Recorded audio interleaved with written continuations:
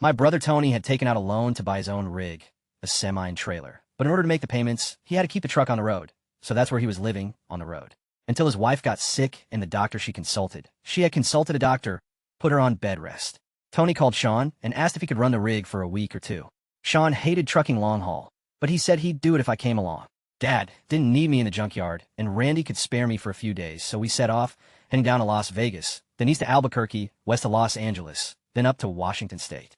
I thought I would see the cities, but mostly I saw truck stops and interstate. The windshield was enormous and elevated like a cockpit, which made the cars below seem like toys. The sleeper cab, where the bunks were, was musty and dark as a cave, littered with bags of Doritos and trail mix. Sean drove for days with little sleep, navigating our 50-foot trailer as if it were his own arm. He doctored the books whenever we crossed a checkpoint, to make it seem he was getting more sleep than he was. Every other day we stopped to shower and eat a meal that wasn't dried fruit and granola. Near Albuquerque, the Walmart warehouse was backed up and couldn't unload us for 2 days. We were outside the city. There was nothing but a truck stop and red sand stretching out in all directions. So we ate Cheetos and played Mario Kart in the sleeper. By sunset on the second day, our bodies ached from sitting, and Sean said he should teach me martial arts. We had our first lesson at dusk in the parking lot. If you know what you're doing, he said, you can incapacitate a man with minimal effort. You can control someone's whole body with 2 fingers.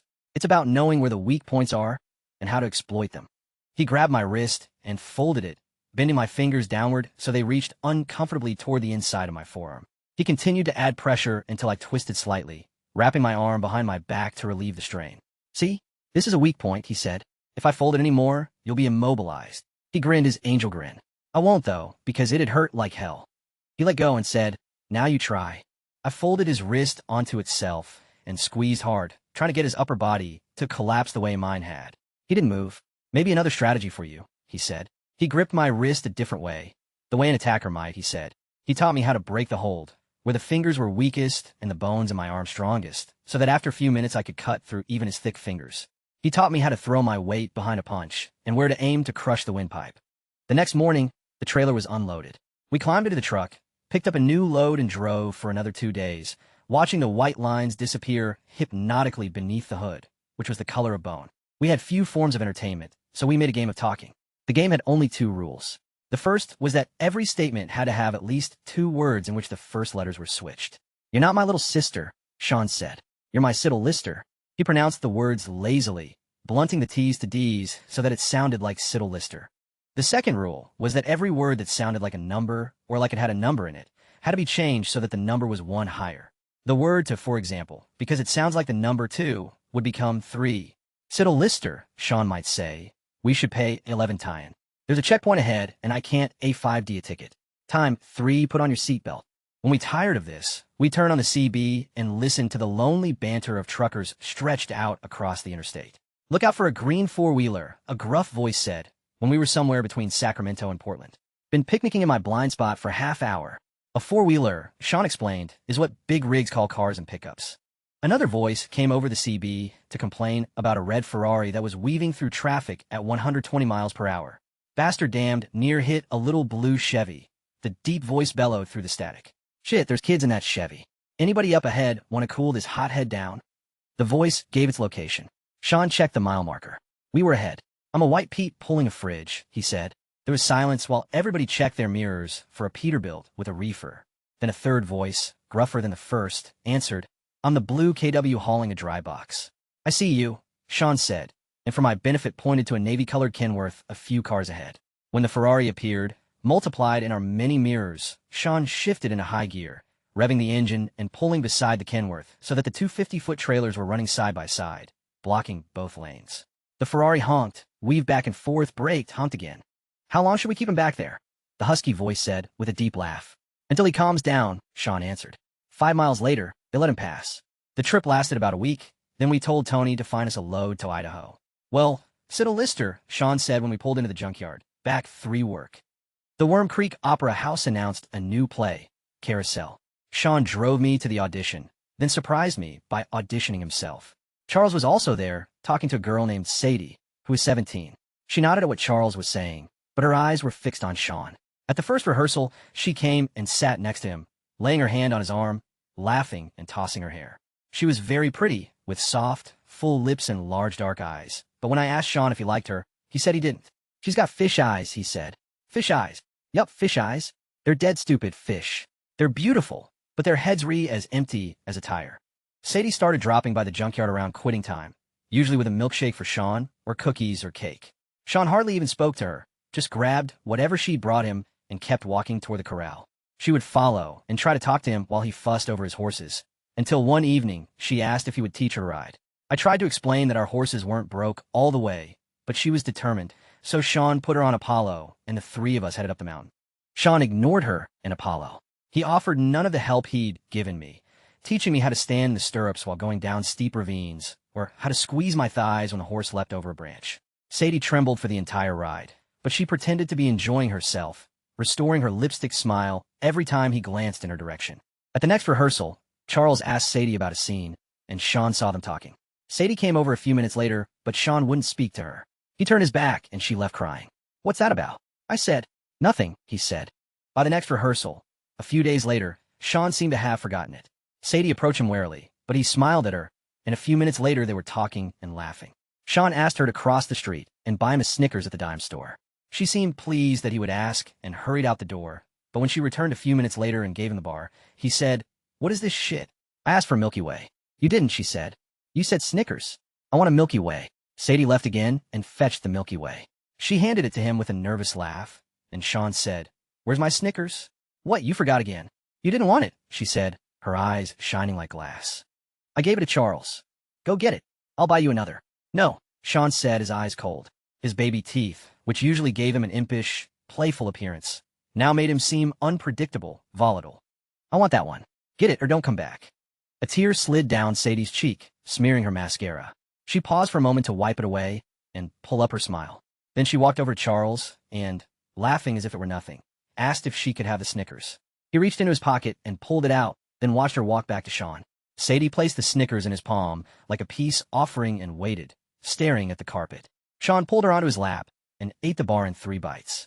"You have lovely eyes," he said, "just like a fish." Sadie's parents were divorcing, and the town was awash in rumors about her father.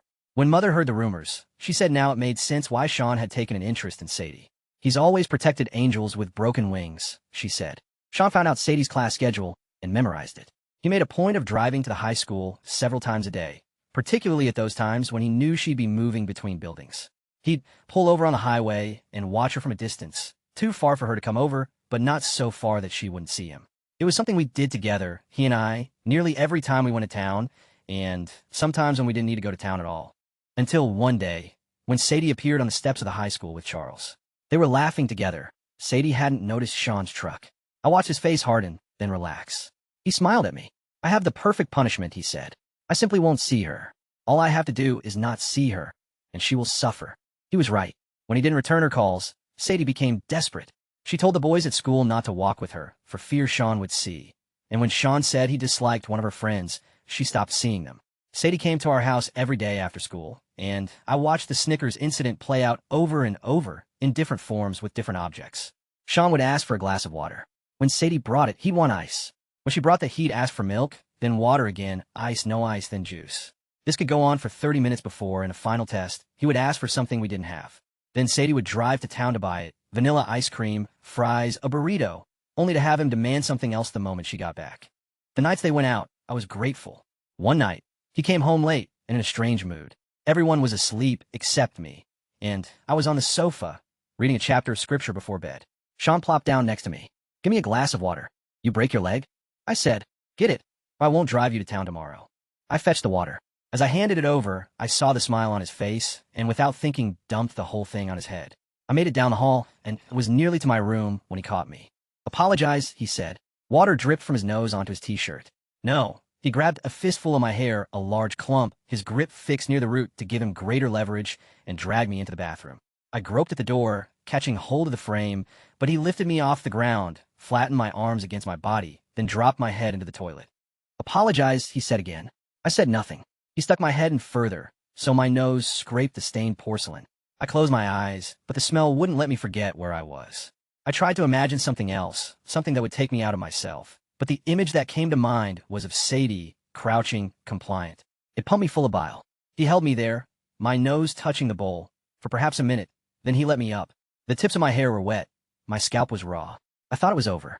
I begun to back away when he seized my wrist and folded it, curling my fingers and palm into a spiral. He continued folding until my body began to coil. Then he added more pressure, so that without thinking, without realizing, I twisted myself into a dramatic bow, my back bent, my head nearly touching the floor, my arm behind my back. In the parking lot, when Sean had shown me this hold, I'd moved only a little, responding more to his description than to any physical necessity.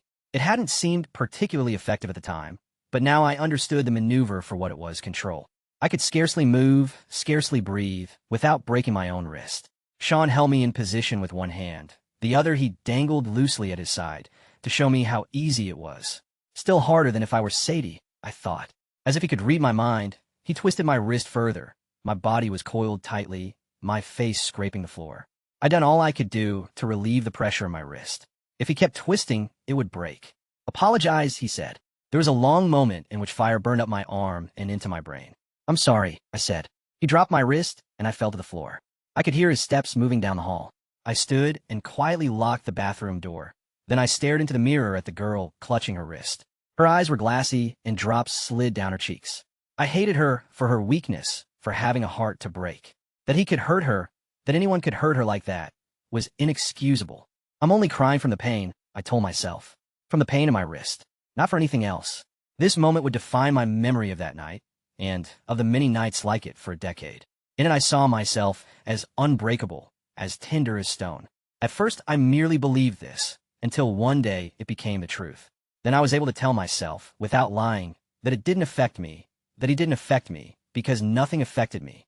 I didn't understand how morbidly right I was, how I had hollowed myself out.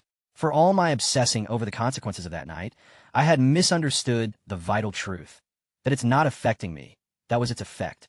In September, the Twin Towers fell. I'd never heard of them until they were gone. Then I watched as planes sank into them, and I stared, bewildered, at the TV as the unimaginably tall structure swayed, then buckled.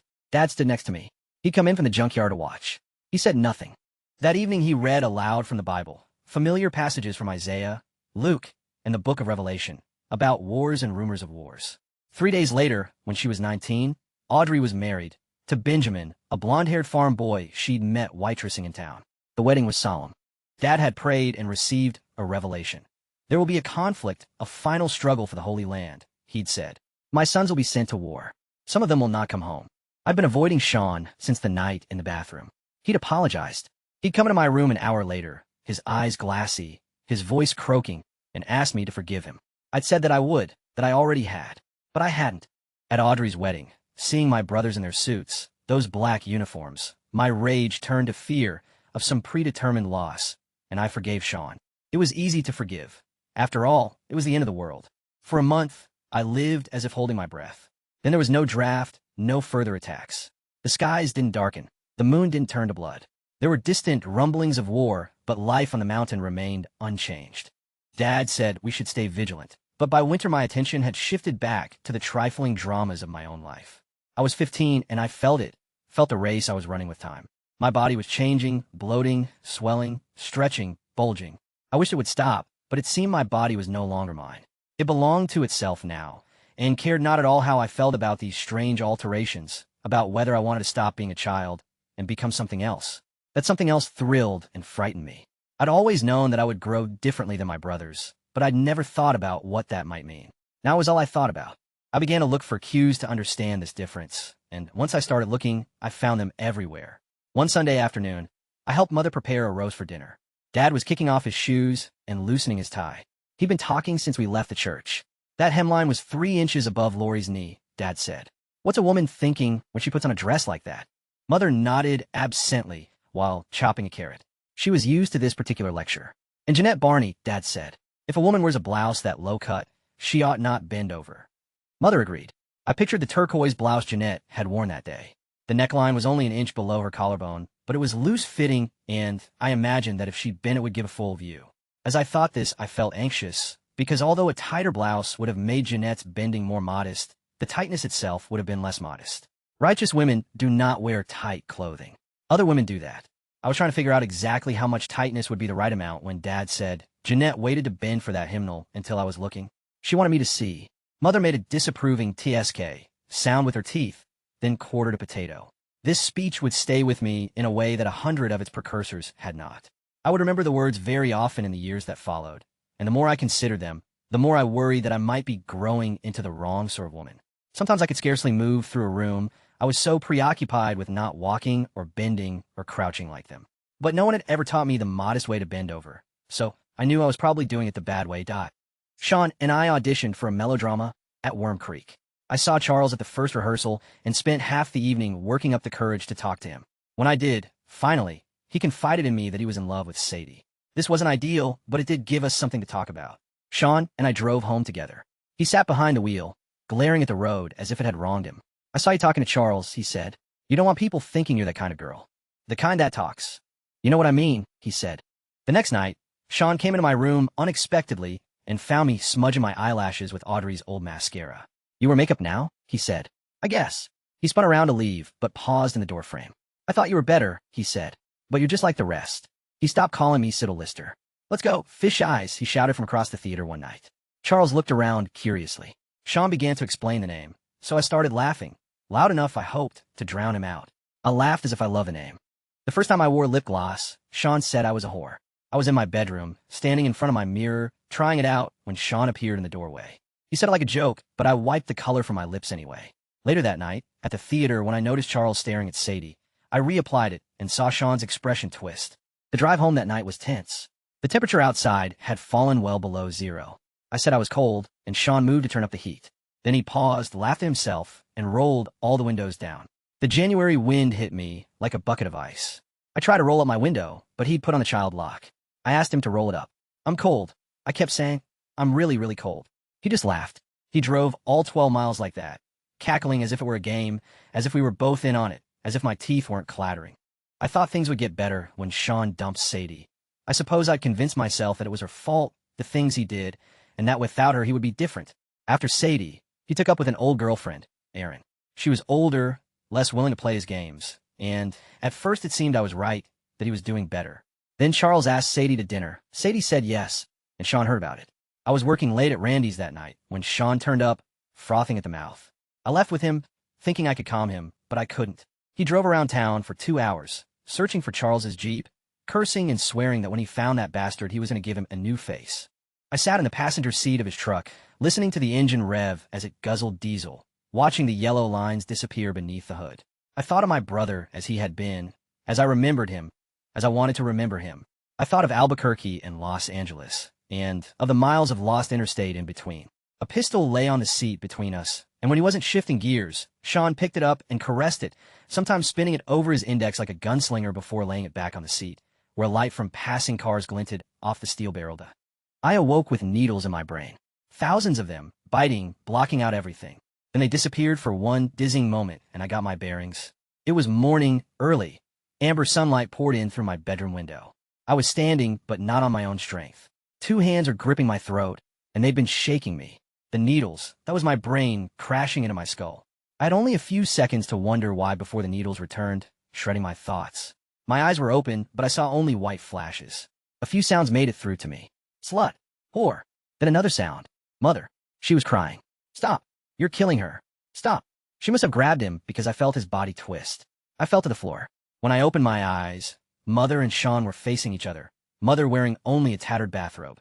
I was yanked to my feet. Sean grasped a fistful of my hair, using the same method as before, catching the clump near my scalp so he could maneuver me and drag me into the hallway. My head was pressed into his chest. All I could see were bits of carpet flying past my tripping feet. My head pounded. I had trouble breathing, but I was starting to understand what was happening. Then there were tears in my eyes. From the pain, I thought. "Now the bitch cries," Sean said. "Why?" "Because someone sees you for the slut you are." I tried to look at him, to search his face for my brother, but he shoved my head toward the ground, and I fell. I scrambled away, then pulled myself upright. The kitchen was spinning. Strange flecks of pink and yellow drifted before my eyes. Mother was sobbing, clawing at her hair. "I see you for what you are," Sean said. His eyes were wild. "You pretend to be saintly and churchish. But I see you. I see how you prance around with Charles like a prostitute." He turned to Mother to observe the effect of his words on her. She had collapsed at the kitchen table. "She does not," Mother whispered. Sean was still turned toward her. He said she had no idea of the lies I told, how I'd fooled her, how I played the good girl at home, but in town, I was a lying whore. I inched toward the back door. Mother told me to take her car and go. Sean turned to me. You'll be needing these, he said, holding up Mother's keys. She's not going anywhere until she admits she's a whore, Sean said. He grabbed my wrist, and my body slipped into the familiar posture, head thrust forward, arm coiled around my lower back, wrist folded absurdly onto itself. Like a dance step, my muscles remembered and raced to get ahead of the music. The air poured from my lungs as I tried to bend deeper, to give my wrist bone every possible inch of relief. Say it, he said, but I was somewhere else. I was in the future. In a few hours, Sean would be kneeling by my bed, and he'd be so very sorry. I knew it even as I hunched there. What's going on? A man's voice floated up from the stairwell in the hall. I turned my head and saw a face hovering between two wooden railings. It was Tyler. I was hallucinating. Tyler never came home. As I thought that, I laughed out loud, a high-pitched cackle. What kind of lunatic would come back here once he'd escaped? There were now so many pink and yellow specks in my vision. It was as if I were inside a snow globe. That was good. It meant I was close to passing out. I was looking forward to it. Sean dropped my wrist, and again I fell. I looked up and saw that his gaze was fixed on the stairwell. Only then did it occur to me that Tyler was real. Sean took a step back. He had waited until Dad and Luke were out of the house, away on a job, so his physicality could go unchallenged. Confronting his younger brother, less vicious but powerful in his own way, was more than he'd bargained for. What's going on? Tyler repeated. He eyed Sean, inching forward as if approaching a rattlesnake. Mother stopped crying. She was embarrassed. Tyler was an outsider now. He'd been gone for so long, he'd been shifted to that category of people who we kept secrets from. Who we kept this from? Tyler moved up the stairs, advancing on his brother. His face was taut, his breath shallow, but his expression held no hint of surprise. It seemed to me that Tyler knew exactly what he was doing, that he had done this before, when they were younger and less evenly matched. Tyler halted his forward march, but he didn't blink. He glared at Sean as if to say, whatever is happening here, it's done. Sean began to murmur about my clothes and what I did in town. Tyler cut him off with a wave of his hand. I don't want to know, he said. Then, turning to me, go, get out of here. She's not going anywhere, Sean repeated, flashing the key ring. Tyler tossed me his own keys. Just go, he said. I ran to Tyler's car, which was wedged between Sean's truck and the chicken coop. I tried to back out, but I stomped too hard on the gas and the tires spun out, sending gravel flying. On my second attempt, I succeeded. The car shot backward and circled around. I shifted into drive and was ready to shoot down the hill when Tyler appeared on the porch. I lowered the window. Don't go to work, he said. He'll find you there. That night, when I came home, Sean was gone. Mother was in the kitchen blending oils. She said nothing about that morning, and I knew I shouldn't mention it. I went to bed, but I was still awake hours later when I heard a pickup roar up the hill. A few minutes later, my bedroom door creaked open. I heard the click of the lamp, saw the light leaping over the walls, and felt his weight drop onto my bed. I turned over and faced him. He put a black velvet box next to me. When I didn't touch it, he opened the box and withdrew a string of milky pearls. He said he could see the path I was going down, and it was not good. I was losing myself, becoming like other girls, frivolous, manipulative, using how I looked to get things. I thought about my body, all the ways it had changed. I hardly knew what I felt toward it. Sometimes I did want it to be noticed, to be admired, but then afterward I'd think of Jeanette Barney, and I'd feel disgusted. You're special, Tara, Sean said. Was I? I wanted to believe I was. Tyler had said I was special once, years before. He'd read me a passage of scripture from the Book of Mormon, about a sober child, quick to observe. This reminds me of you, Tyler had said. The passage described the great prophet Mormon, a fact I'd found confusing. A woman could never be a prophet, yet here was Tyler, telling me I reminded him of one of the greatest prophets of all. I still don't know what he meant by it, but what I understood at the time was that I could trust myself, that there was something in me, something like what was in the prophets, and that it was not male or female, not old or young, a kind of worth that was inherent and unshakable. But now, as I gazed at the shadow Sean cast on my wall, aware of my maturing body, of its evils, and of my desire to do evil with it, the meaning of that memory shifted. Suddenly that worth felt conditional, like it could be taken or squandered. It was not inherent, it was bestowed. What was of worth was not me, but the veneer of constraints and observances that obscured me. I looked at my brother. He seemed old in that moment, wise. He knew about the world. He knew about worldly women, so I asked him to keep me from becoming one. Okay, fish eyes, he said. I will. When I awoke the next morning, my neck was bruised and my wrist swollen. I had a headache, not an ache in my brain, but an actual aching of my brain, as if the organ itself was tender. I went to work, but came home early and lay in a dark corner of the basement, waiting it out. I was lying on the carpet, feeling the pounding in my brain, when Tyler found me and folded himself onto the sofa near my head. I was not pleased to see him. The only thing worse than being dragged through the house by my hair was Tyler's having seen it. Given the choice between letting it play out and having Tyler there to stop it, I'd have chosen to let it play out. Obviously, I would have chosen that. I've been close to passing out anyway, and then I could have forgotten about it. In a day or two, it wouldn't even have been real. It would become a bad dream, and in a month, a mere echo of a bad dream. But Tyler had seen it, had made it real. Have you thought about leaving? Tyler asked. And go where? School, he said. I brightened. I'm going to enroll in high school in September, I said. Dad won't like it, but I'm going to go. I thought Tyler would be pleased. Instead, he grimaced. You've said that before. I'm going to. Maybe, Tyler said. But as long as you live under Dad's roof, it's hard to go when he asks you not to, easy to delay just one more year, until there aren't any years left. If you start as a sophomore, can you even graduate? We both knew I couldn't. It's time to go, Tara, Tyler said. The longer you stay, the less likely you will ever leave. You think I need to leave? Tyler didn't blink, didn't hesitate. I think this is the worst possible place for you. He'd spoken softly, but it felt as though he'd shouted the words. Where could I go? Go where I went, Tyler said. Go to college. I snorted. BYU takes homeschoolers, he said. Is that what we are? I said, homeschoolers. I tried to remember the last time I'd read a textbook. The admissions board won't know anything except what we tell them, Tyler said. If we say you were homeschooled, they'll believe it. I won't get in.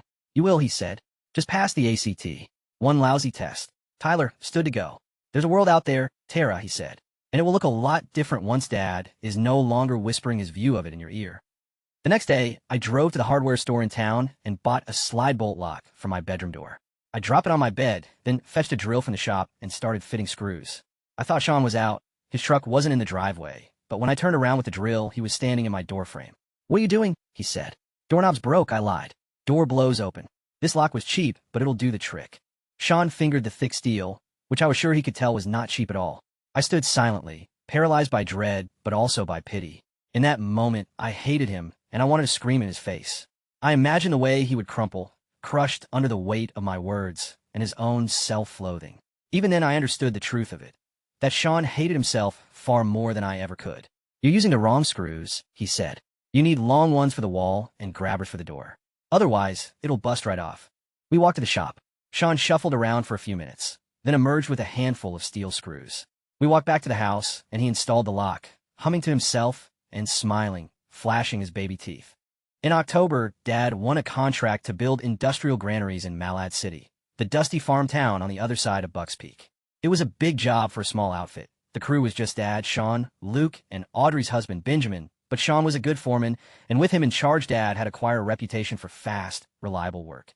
Sean wouldn't let Dad take shortcuts. Half the time I passed the shop, I'd hear the two of them shouting at each other. Dad saying Sean was wasting time, Sean screaming that Dad had damn near taken someone's head off. Sean worked long days cleaning, cutting, and welding the raw materials for the granaries, and once construction began, he was usually on site in Malad. When he and Dad came home, hours after sunset, they were nearly always cussing. Sean wanted to professionalize the operation, to invest the profits from the Malad job in new equipment. Dad wanted things to stay the same. Sean said Dad didn't understand that construction was more competitive than scrapping, and that if they wanted to land real contracts, they needed to spend real money on real equipment, specifically a new welder and a man lift with a basket. We can't keep using a forklift and an old cheese pallet, Sean said. It looks like shit, and it's dangerous besides. Dad laughed out loud at the idea of a man basket. He'd been using a forklift and pallet for 20 years. I worked late most nights.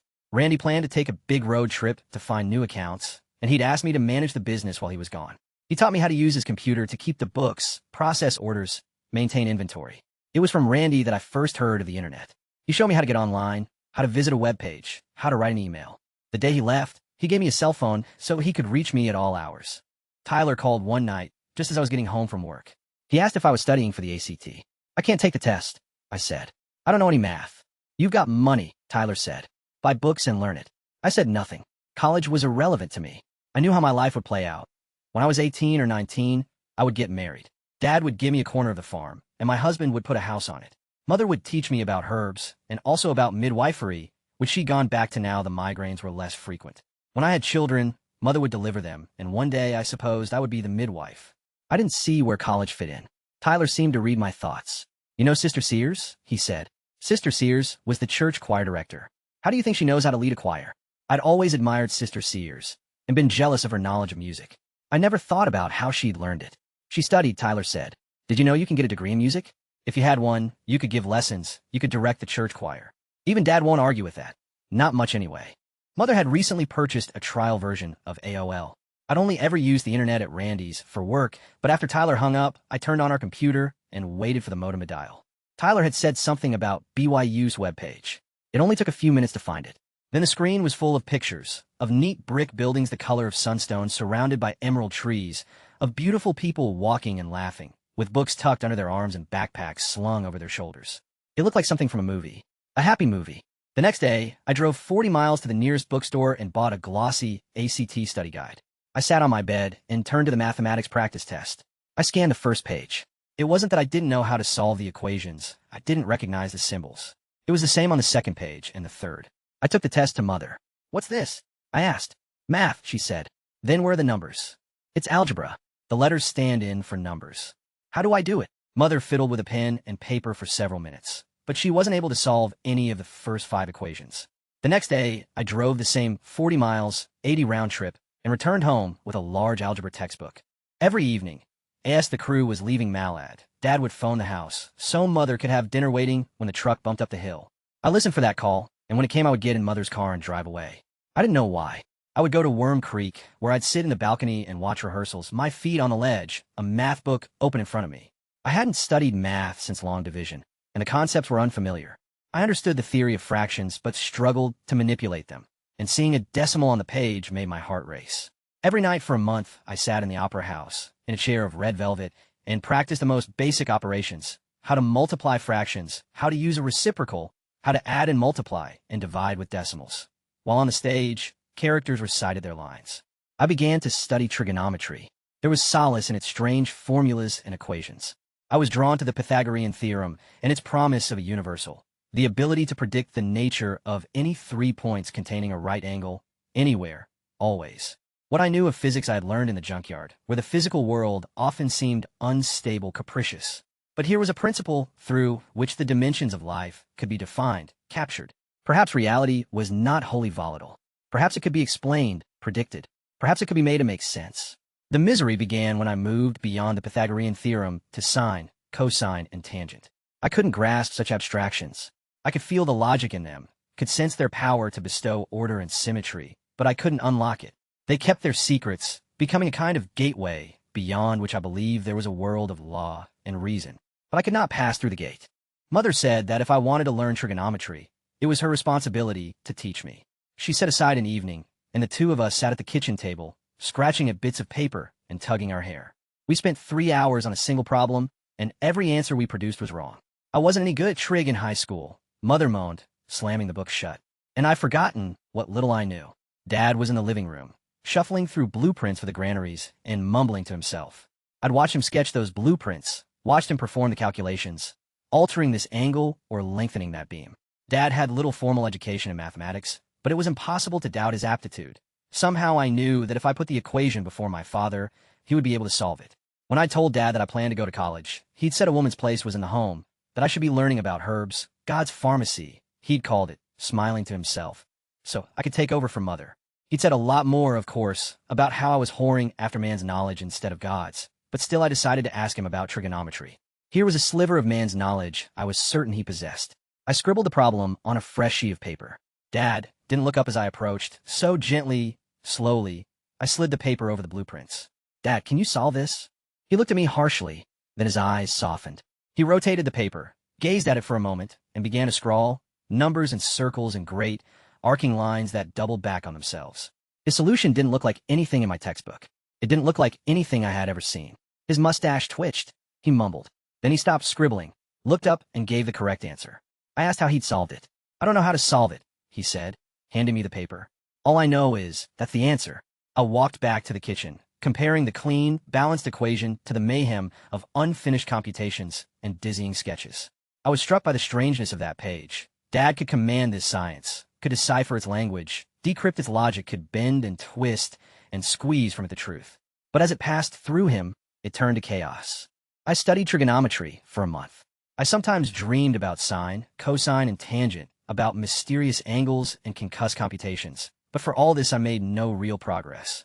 I could not self-teach trigonometry, but I knew someone who had.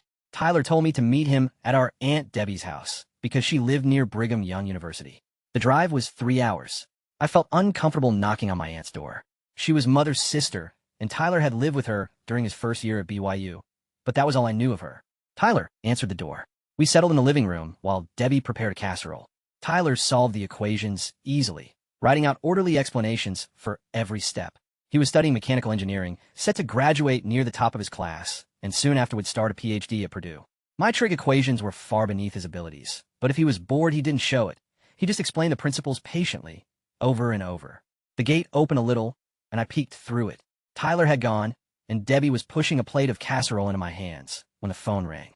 It was Mother. There's been an accident in Malad, she said. Mother had little information. Sean had fallen. He'd landed on his head. Someone had called 911, and he'd been airlifted to a hospital in Pocatello. The doctors weren't sure if he would live. That was all she knew. I wanted more, some statement of the odds, even if it was just so I could reason against them. I wanted her to say, they think he'll be fine, or even they expect we'll lose him. Anything but what she was saying, which was, they don't know. Mother said I should come to the hospital. I imagined Sean on a white gurney, the life leaking out of him. I felt such a wave of loss that my knees nearly buckled, but in the next moment I felt something else. Relief. There was a storm coming, set to lay 3 feet of snow over Sardine Canyon, which guarded the entrance to our valley. Mother's car, which I had driven to Debbie's, had bald tires. I told Mother I couldn't get through. The story of how Sean fell would come to me in bits and pieces, thin lines of narrative from Luke and Benjamin, who were there. It was a frigid afternoon, and the wind was fierce, whipping the fine dust up in soft clouds. Sean was standing on a wooden pallet, 20 feet in the air. 12 feet below him was a half-finished concrete wall, with rebar jutting outward like blunt skewers. I don't know for certain what Sean was doing on the pallet, but he was probably fitting posts or welding because that was the kind of work he did. Dad was driving the forklift. I've heard conflicting accounts of why Sean fell. After someone said Dad moved the boom unexpectedly and Sean pitched over the edge. But the general consensus is that Sean was standing near the brink and for no reason at all stepped backward and lost his footing. He plunged 12 feet, his body revolving slowly in the air, so that when he struck the concrete wall with its outcropping of rebar, he hit headfirst, then tumbled the last 8 feet to the dirt. This is how the fall was described to me, but my mind sketches it differently, on a white page with evenly spaced lines. He ascends, falls at a slope, strikes the rebar, and returns to the ground. I perceive a triangle. The event makes sense when I think of it in these terms. Then the logic of the page yields to my father. Dad looked Sean over. Sean was disoriented. One of his pupils was dilated and the other wasn't, but no one knew what that meant.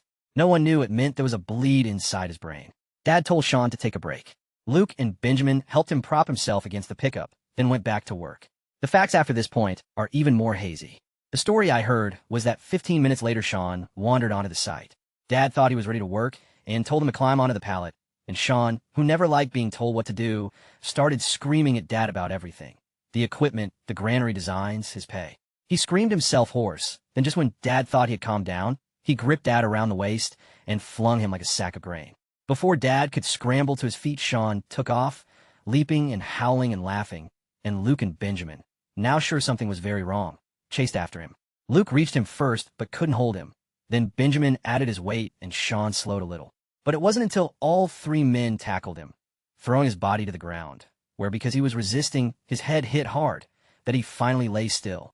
No one has ever described to me what happened when Sean's head struck that second time. Whether he had a seizure, or vomited, or lost consciousness, I'm not sure.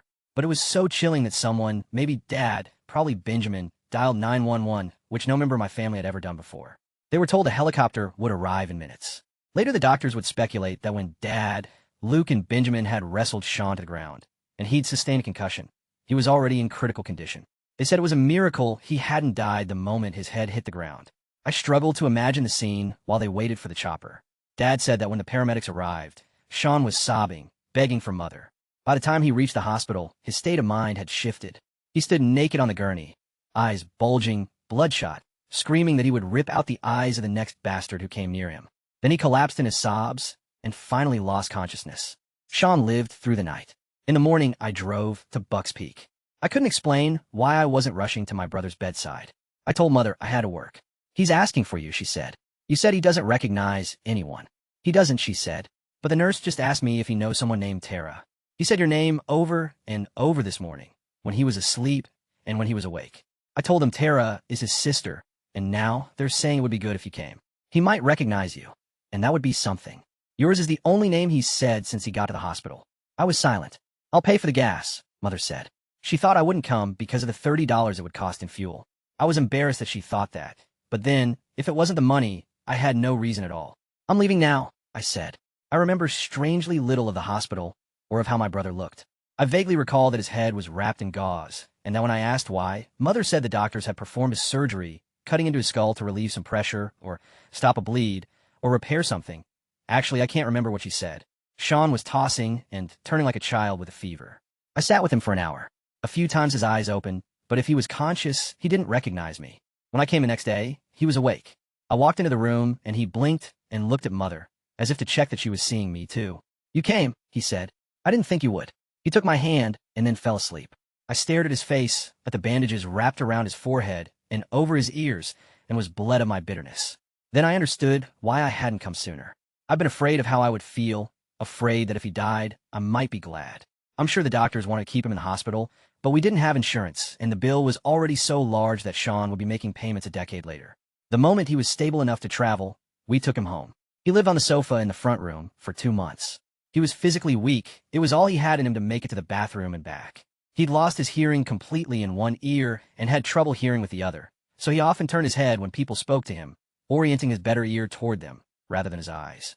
Except for this strange movement and the bandages from the surgery, he looked normal, no swelling, no bruises.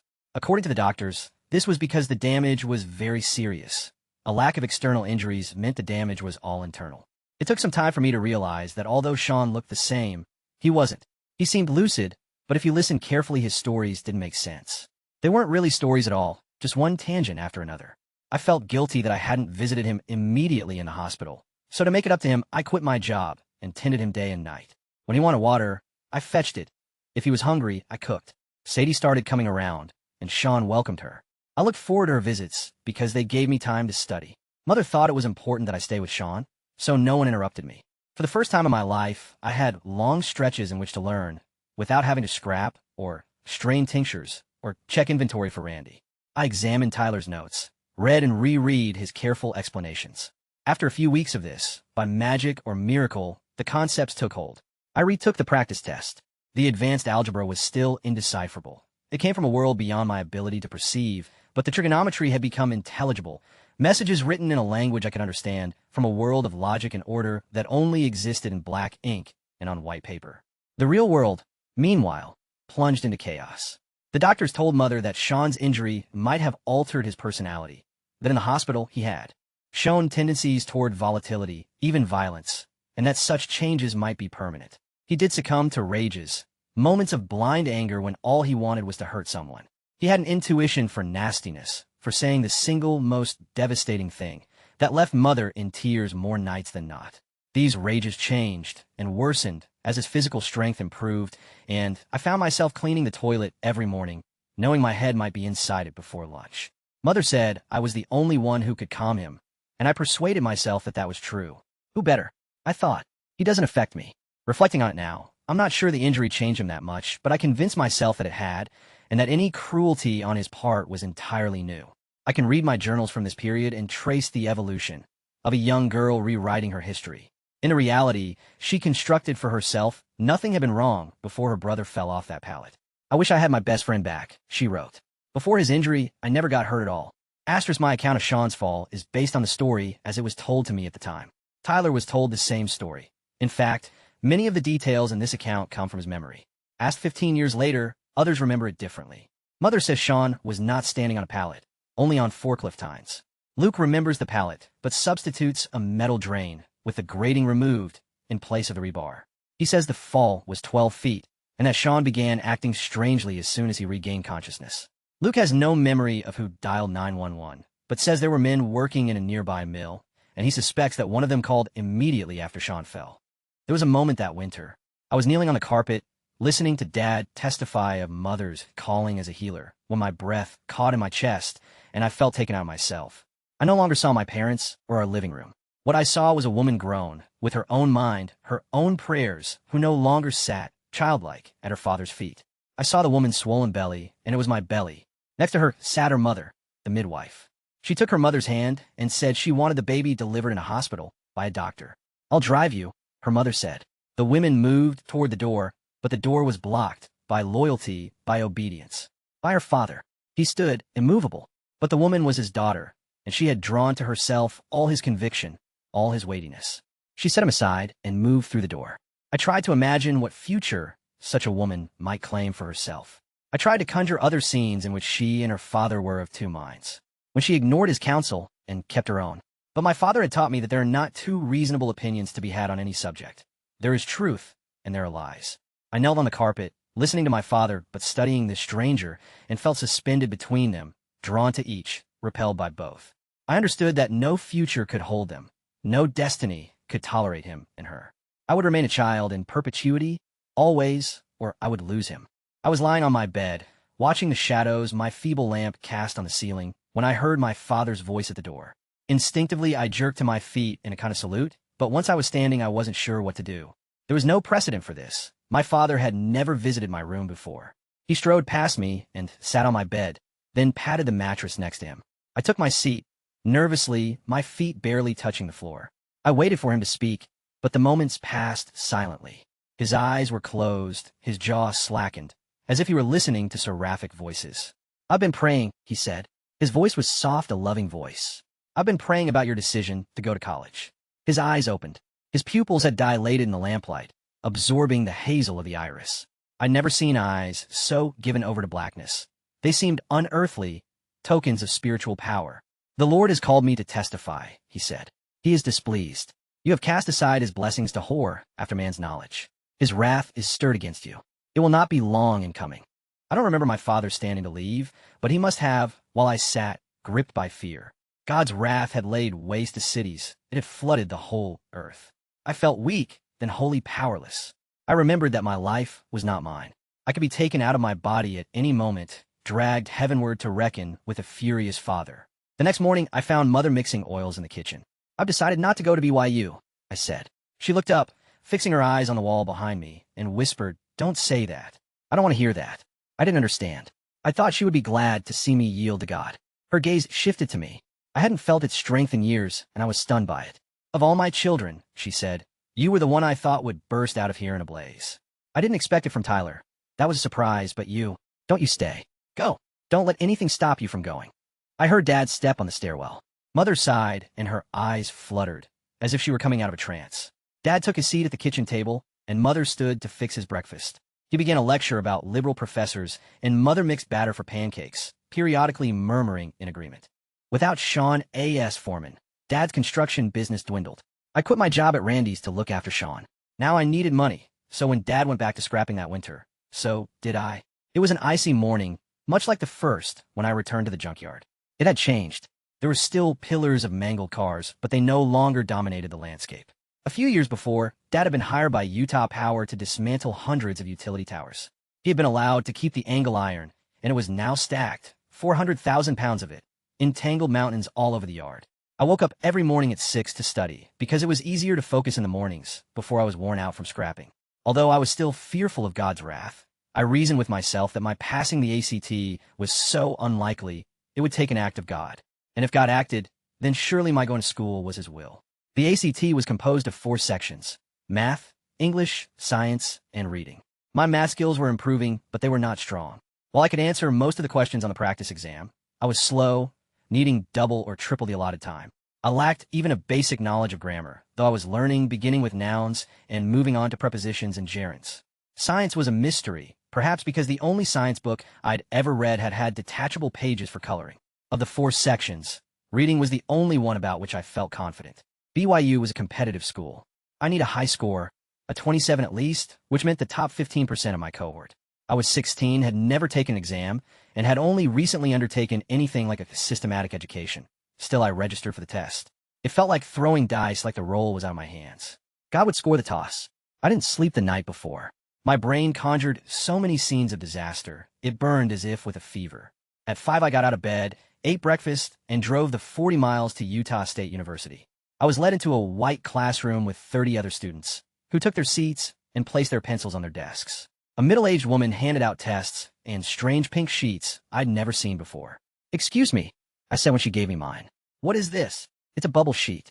To mark your answers. How does it work? I said, it's the same as any other bubble sheet. She began to move away from me, visibly irritated, as if I were playing a prank. I've never used one before. She appraised me for a moment. Fill in the bubble of the correct answer, she said. Blacken it completely. Understand. The test began. I never sat at a desk for 4 hours in a room full of people. The noise was unbelievable. Yet I seemed to be the only person who heard it, who couldn't divert her attention from the rustle of turning pages and the scratch of pencils on paper. When it was over, I suspected that I'd failed the math, and I was positive that I'd failed the science. My answers for the science portion couldn't even be called guesses. They were random, just patterns of dots on that strange pink sheet. I drove home. I felt stupid, but more than stupid, I felt ridiculous. Now that I'd seen the other students, watched them march in the classroom in neat rows, claim their seats, and calmly fill in their answers, as if they were performing a practiced routine, it seemed absurd that I'd thought I could score in the top 15%. That was their world. I stepped into overalls and returned to mine. There was an unusually hot day that spring, and Luke and I spent it hauling purlins, the iron beams that run horizontally along the length of a roof. The purlins were heavy and the sun relentless. Sweat dripped from our noses and onto the painted iron. Luke slipped out his shirt, grabbed hold of the sleeves, and tore them, leaving huge gashes a breeze could pass through. I wouldn't have dreamed of doing anything so radical, but after the 20th purl on my back was sticky with sweat, and I flapped my t-shirt to make a fan, then rolled up my sleeves until an inch of my shoulders was visible. When Dad saw me a few minutes later, he strode over and yanked the sleeves down. "This ain't a whorehouse," he said. I watched him walk away and, mechanically, as if I weren't making the decision, re-rolled them. He returned an hour later, and when he caught sight of me, he paused mid-step, confused. He told me what to do, and I hadn't done it. He stood uncertainly for a moment, then crossed over to me, took hold of both sleeves, and jerked them down. He didn't make it 10 steps before I'd roll them up again. I wanted to obey. I meant to, but the afternoon was so hot, the breeze on my arms so welcome. It was just a few inches. I was covered from my temples to my toes in grime. I didn't feel much like an object of desire or temptation. I felt like a human forklift. How could an inch of skin matter? I was hoarding my paychecks in case I needed the money for tuition. Dad noticed and started charging me for small things. Mother had gone back to buying insurance after the second car accident, and Dad said I should pay my share. So I did. Then he wanted more for registration. "These government fees will break you," he said as I handed him the cash. That satisfied Dad until my test results arrived. I returned from the junkyard to find a white envelope. I tore it open, staining the page with grease, and looked past the individual scores to the composite. 22. My heart was beating loud, happy beats. It wasn't a 27, but it opened up possibilities. Maybe Idaho State. I showed Mother the score, and she told Dad. He became agitated. Then he shouted that it was time I moved out. "If she's old enough to pull a paycheck, she's old enough to pay rent," Dad yelled. "And she can pay it somewhere else." At first, Mother argued with him, but within minutes, he'd convinced her. I'd been standing in the kitchen, weighing my options, thinking about how I'd just given Dad $400, a third of my savings, when Mother turned to me and said, "Do you think you could move out by Friday?" Something broke in me, a dam or a levee. I felt tossed about, unable to hold myself in place. I screamed, but the screams were strangled. I was drowning. I had nowhere to go. I couldn't afford to rent an apartment, and even if I could, the only apartments for rent were in town. Then I need a car. I had only $800. I sputtered all this at Mother, then ran to my room and slammed the door. She knocked moments later. "I know you think we're being unfair," she said, "but when I was your age, I was living on my own, getting ready to marry your father." "You were married at 16? I said. "Don't be silly," she said. "You are not 16. I stared at her. She stared at me. "Yes, I am. I'm 16. She looked me over. "You're at least 20. She cocked her head. "Aren't you?" We were silent. My heart pounded in my chest. "I turned 16 in September," I said. "Oh." Mother bit her lip. Then she stood and smiled. "Well, don't worry about it then. You can stay. Don't know what your dad was thinking, really. I guess we forgot. Hard to keep track of how old you kids are." Sean returned to work, hobbling unsteadily. He wore an Aussie Outback hat, which was large, wide-brimmed, and made of chocolate brown oiled leather. Before the accident, he had worn the hat only when riding horses, but now he kept it on all the time, even in the house, which Dad said was disrespectful. Disrespecting Dad might have been the reason Sean wore it, but I suspect another reason was that it was large and comfortable and covered the scars from his surgery. He worked short days at first. Dad had a contract to build a milking barn in Oneida County, about 20 miles from Bucks Peak, so Sean puttered around the yard, adjusting schematics and measuring I-beams. Luke, Benjamin, and I were scrapping. Dad had decided it was time to salvage the angle iron stacked all around the farm. To be sold, each piece had a measure less than 4 feet. Sean suggested we use torches to cut the iron, but Dad said it would be too slow and cost too much in fuel. A few days later, Dad came home with the most frightening machine I've ever seen. He called it the shear. At first glance, it appeared to be a 3-ton pair of scissors, and this turned out to be exactly what it was. The blades were made of dense iron, 12 inches thick and 5 feet across. They cut not by sharpness, but by force and mass. They bit down, their great jaws propelled by a heavy piston attached to a large iron wheel. The wheel was animated by a belt and motor, which meant that if something got caught in the machine, it would take anywhere from 30 seconds to a minute to stop the wheel and halt the blades. Up and down they roared, louder than a passing train as they chewed through iron as thick as a man's arm. The iron wasn't being cut so much as snapped. Sometimes it would buck, propelling whoever was holding it toward the dull, chomping blades. Dad had dreamed up many dangerous schemes over the years, but this was the first that really shocked me. Perhaps it was the obvious lethality of it, the certainty that a wrong move would cost a limb, or maybe that it was utterly unnecessary. It was indulgent, like a toy, if a toy could take your head off. Sean called it a death machine and said Dad had lost what little sense he'd ever had. "Are you trying to kill someone?" he said. "Because I got a gun in my truck that will make a lot less mess." Dad couldn't suppress his grin. I'd never seen him so enraptured. Sean lurched back to the shop, shaking his head. Dad began feeding iron through the shear. Each length bucked him forward, and twice he nearly pitched headfirst into the blades. I jammed my eyes shut, knowing that if Dad's head got caught, the blades wouldn't even slow, just hack through his neck and keep chomping. Now that he was sure the machine worked, Dad motioned for Luke to take over, and Luke, ever eager to please, stepped forward. 5 minutes later, Luke's arm was gashed to the bone, and he was running toward the house, blood spurting. Dad scanned his crew. He motioned to Benjamin, but Benjamin shook his head, saying he liked his fingers attached. "Thanks anyway." Dad looked longingly at the house, and I imagined him wondering how long it would take Mother to stop the bleeding. Then his eyes settled on me. "Come here, Tra." I didn't move. "Get over here," he said. I stepped forward slowly, not blinking, watching the shear as if it might attack. Luke's blood was still on the blade. Dad picked up a 6-foot length of angle iron and handed me the end. "Keep a good hold on it," he said. "But if it bucks, let go." The blades chomped, growling as they snapped up and down. A warning, I thought, like a dog snarl, to get the hell away. But Dad's mania for the machine had carried him beyond the reach of reason. "It's easy," he said. I prayed when I fed the first piece to the blades. Not to avoid injury. There was no possibility of that, but that the injury would be like Luke's, a wedge of flesh, so I could go to the house too. I chose smaller pieces, hoping my weight could control the lurch. Then I ran out of small pieces. I picked up the smallest of what was left, but the metal was still thick. I shoved it through and waited for the jaws to crash shut. The sound of solid iron fracturing was thunderous. The iron bucked, tossing me forward, so both my feet left the ground. I let go and collapsed in the dirt, and the iron, now free and being chewed violently by the blades, launched into the air, then crashed down next to me. What the hell is going on? Sean appeared in the corner of my vision. He strode over and pulled me to my feet, then spun around to face Dad. 5 minutes ago, this monster nearly ripped Luke's arm off. "So you put Tara on it?" "She's made of strong stuff," Dad said, winking at me. Sean's eyes bulged. He was supposed to be taking it easy, but he looked apoplectic. "It's going to take her head off," he screamed. He turned to me and waved toward the ironworker in shop. "Go make clips to fit those purlins. I don't want you coming near this thing again." Dad moved forward. "This is my crew. You work for me, and so does Tara. I told her to run the shear, and she will run it." They shouted at each other for 15 minutes. It was different from the fights they'd had before. This was unrestrained, somehow hateful. I'd never seen anyone yell at my father like that, and I was astonished by, then afraid of, the change it wrought in his features. His face transformed, becoming rigid, desperate. Sean had awoken something in Dad, some primal need. Dad could not lose this argument and save face. If I didn't run the shear, Dad would no longer be Dad.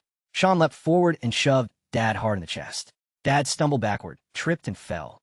He lay in the mud, shocked, for a moment. Then he climbed to his feet and lunged toward his son.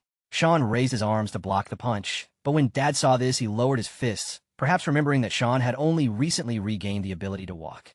"I told her to do it, and she will do it," Dad said, low and angry, "or she won't live under my roof." Sean looked at me. For a moment, he seemed to consider helping me pack. After all, he had run away from Dad at my age, but I shook my head. I wasn't leaving, not like that.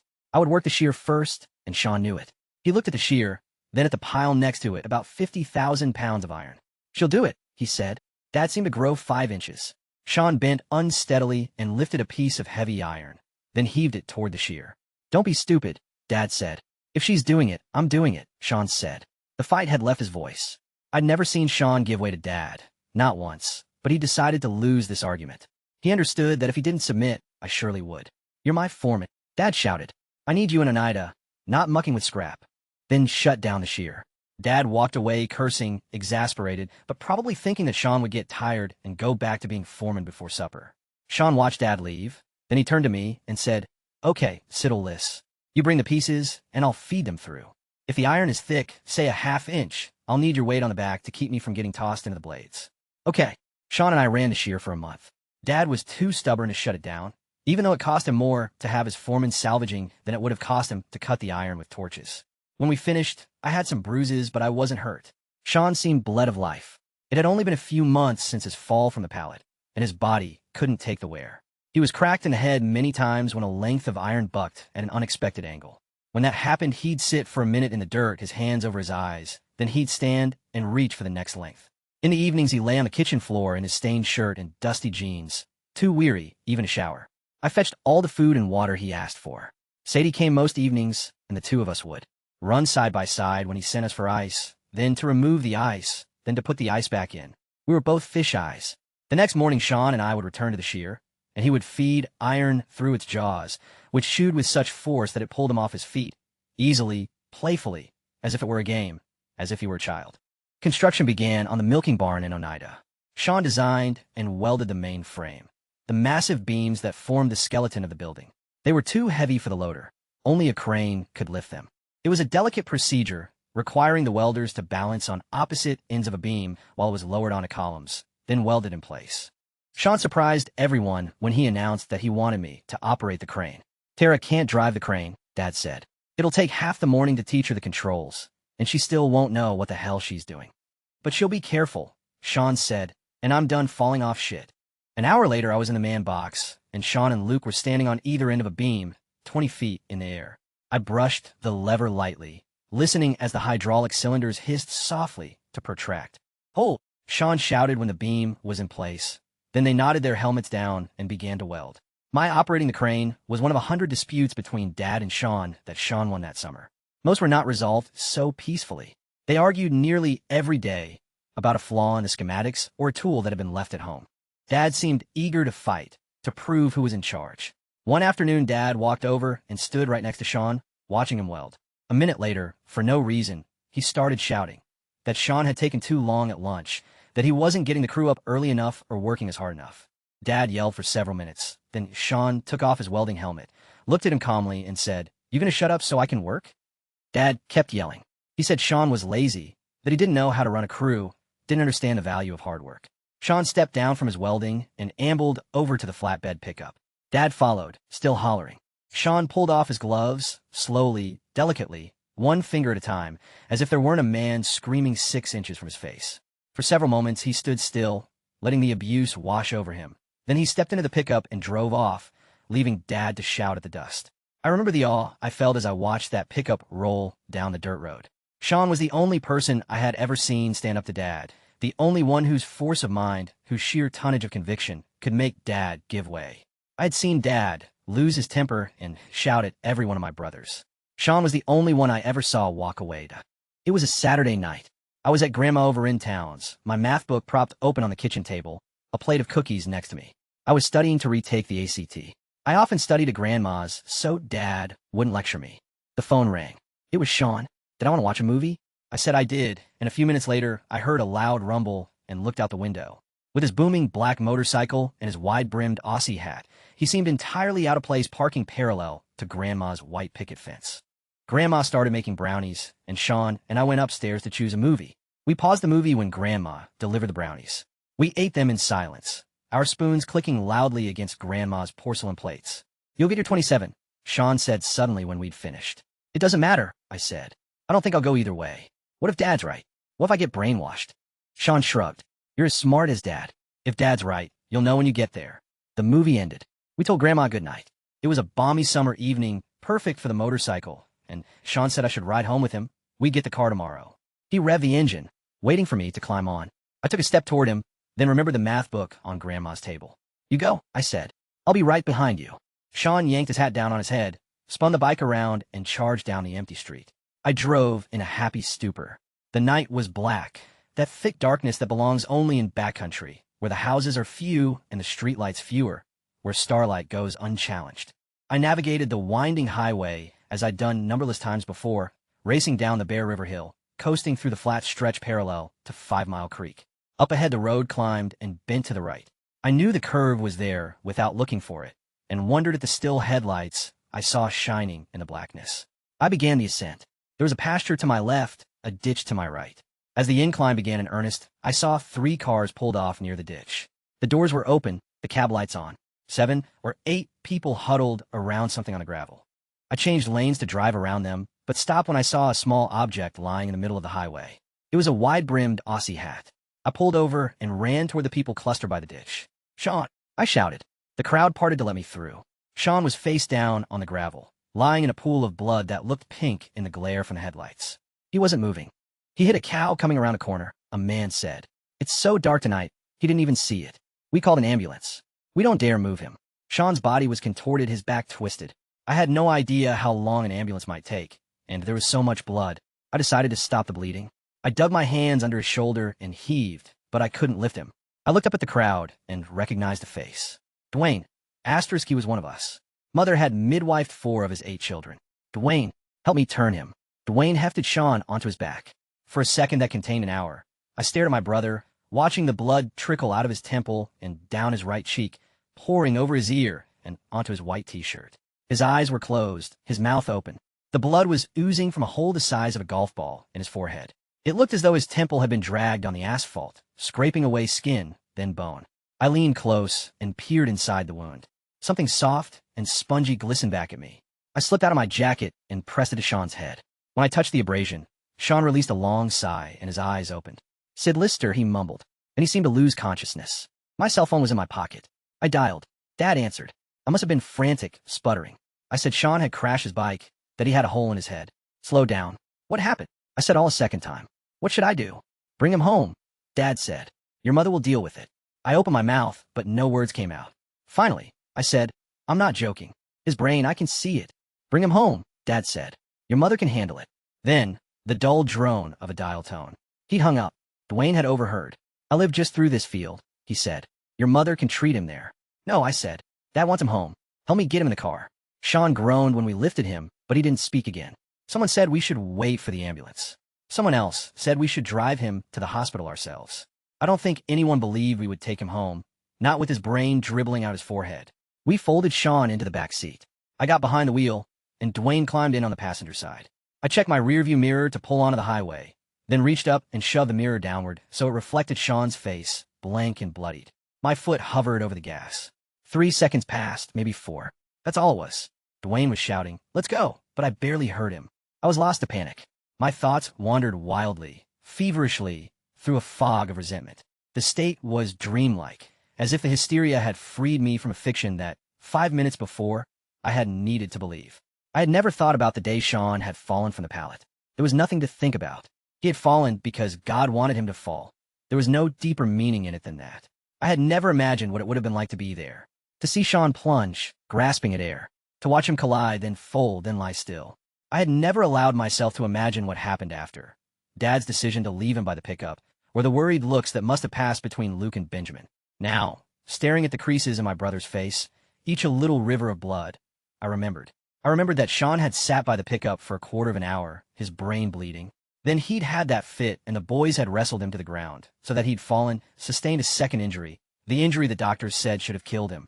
It was the reason Sean would never quite be Sean again. If the first fall was God's will, whose was the second? I'd never been to the hospital in town, but it was easy to find. Dwayne had asked me what the hell I was doing when I flipped a U-turn and accelerated down the hillside. I'd listened to Sean's shallow breathing as I raced through the valley, along 5 Mile Creek, then shot up the Bear River Hill. At the hospital, I parked in the emergency lane, and Dwayne and I carried Sean through the glass doors. I shouted for help.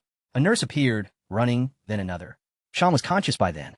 They took him away, and someone shoved me into the waiting room. There was no avoiding what had to be done next. I called Dad. "You nearly home?" he said. "I'm at the hospital."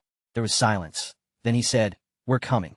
15 minutes later they were there, and the 3 of us waited awkwardly together, me chewing my fingernails on a pastel blue sofa, Mother pacing and clicking her fingers, and Dad sitting motionless beneath a loud wall clock. The doctor gave Sean a CAT scan. He said the wound was nasty, but the damage was minimal. And then I remembered what the last doctors had told me, that with head injuries, often the ones that look the worst are actually less severe, and I felt stupid for panicking and bringing him here. The hole in the bone was small, the doctor said. It might grow over on its own, or a surgeon could put in a metal plate. Sean said he'd like to see how it healed, so the doctor folded the skin over the hole and stitched it. We took Sean home around 3 in the morning. Dad drove, with Mother next to him, and I rode in the back seat with Sean. No one spoke. Dad didn't yell or lecture. In fact, he never mentioned that night again. But there was something in the way he fixed his gaze, never looking directly at me, that made me think a fork had come along in the road, and I'd gone one way and he the other. After that night, there was never any question of whether I would go or stay. It was as if we were living in the future, and I was already gone. When I think of that night now, I don't think of the dark highway or of my brother lying in a pool of his own blood. I think of the waiting room, with its ice blue sofa and pale walls. I smell its sterilized air. I hear the ticking of plastic clock. Sitting across from me is my father, and as I look into his worn face, it hits me. A truth so powerful, I don't know why I've never understood it before. The truth is this, that I'm not a good daughter. I'm a traitor, a wolf among sheep. There is something different about me, and that difference is not good. I want to bellow, to weep into my father's knees and promise never to do it again. But wolf that I am still above lying, and anyway he would sniff the lie. We both know that if I ever again find Sean on the highway, soaked in crimson, I will do exactly what I have just done. I'm not sorry, merely ashamed. The envelope arrived 3 weeks later, just as Sean was getting back on his feet. I tore it open, feeling numb, as if I were reading my sentence after the guilty verdict had already been handed down. I scanned down to the composite score. 28. I checked again. I checked my name. There was no mistake. Somehow, and a miracle was the only way I could account for it, I'd done it. My first thought was a resolution. I resolved to never again work for my father. I drove to the only grocery store in town, called Stokes, and applied for a job bagging groceries. I was only 16, but I didn't tell the manager that, and he hired me for 40 hours a week. My first shift started at 4 o'clock the next morning. When I got home, Dad was driving the loader through the junkyard. I stepped onto the ladder and grabbed hold of the rail. Over the roar of the engine, I told him I'd found a job, but that I would drive the crane in the afternoons until he could hire someone. He dropped the boom and stared ahead. "You've already decided," he said without glancing at me. "No point dragging it out." I applied to BYU a week later. I had no idea how to write the application, so Tyler wrote it for me. He said I'd been according to a rigorous program designed by my mother, who'd made sure I met all the requirements to graduate. My feelings about the application changed from day to day, almost from minute to minute. Sometimes I was sure God wanted me to go to college, because he'd given me that 28. Other times I was sure I'd be rejected, and that God would punish me for applying, for trying to abandon my own family. But whatever the outcome, I knew I would leave. I would go somewhere, even if it wasn't a school. Home had changed the moment I'd taken Sean to that hospital instead of to Mother. I had rejected some part of it. Now it was rejecting me. The admissions committee was efficient. I didn't wait long. The letter arrived in a normal envelope. My heart sank when I saw it. Rejection letters are small, I thought. I opened it and read congratulations. I've been admitted for the semester beginning January 5th. Mother hugged me. "Dad, try to be cheerful. It proves one thing at least," he said. "Our homeschool is as good as any public education. 3 days before I turned 17, Mother drove me to Utah to find an apartment. The search took all day, and we arrived home late to find Dad eating a frozen supper. He hadn't cooked it well, and it was mush. The mood around him was charged, combustible. It felt like he might detonate at any moment. Mother didn't even kick off her shoes, just rushed to the kitchen and began shuffling pans to fix a real dinner. Dad moved to the living room and started cursing at the VCR. I could see from the hallway that the cables weren't connected. When I pointed this out, he exploded. He cussed and waved his arms, shouting that in a man's house the cables should always be hooked up, that a man should never have to come into a room and find the cables to his VCR unhooked. Why the hell had I unhooked them anyway? Mother rushed in from the kitchen. "I disconnected the cables," she said. Dad rounded on her, sputtering. "Why do you always take her side? A man should be able to expect support from his wife." I fumbled with the cables while Dad stood over me, shouting. I kept dropping them. My mind pulsed with panic, which overpowered every thought, so that I could not even remember how to connect red to red, white to white. Then it was gone. I looked up at my father, at his purple face, at the vein pulsing in his neck. I still hadn't managed to attach the cables. I stood and, once on my feet, didn't care whether the cables were attached. I walked out of the room. Dad was still shouting when I reached the kitchen. As I moved down the hall, I looked back. Mother had taken my place, crouching over the VCR, groping for the wires, as Dad towered over her. Waiting for Christmas that year felt like waiting to walk off the edge of a cliff. Not since Y2K had I felt so certain that something terrible was coming, something that would obliterate everything I'd known before. And what would replace it? I tried to imagine the future, to populate it with professors, homework, classrooms, but my mind couldn't conjure them. There was no future in my imagination. There was New Year's Eve, then there was nothing. I knew I should prepare, try to acquire the high school education Tyler had told the university I had. But I didn't know how, and I didn't want to ask Tyler for help. He was starting new life at Purdue. He was even getting married, and I doubted he wanted responsibility for mine.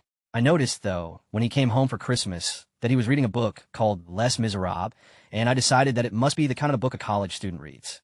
I bought my own copy, hoping it would teach me about history or literature, but it didn't. It couldn't, because I was unable to distinguish between the fictional story and the factual backdrop. Napoleon felt no more real to me than Jean Valjean. I had never heard of either.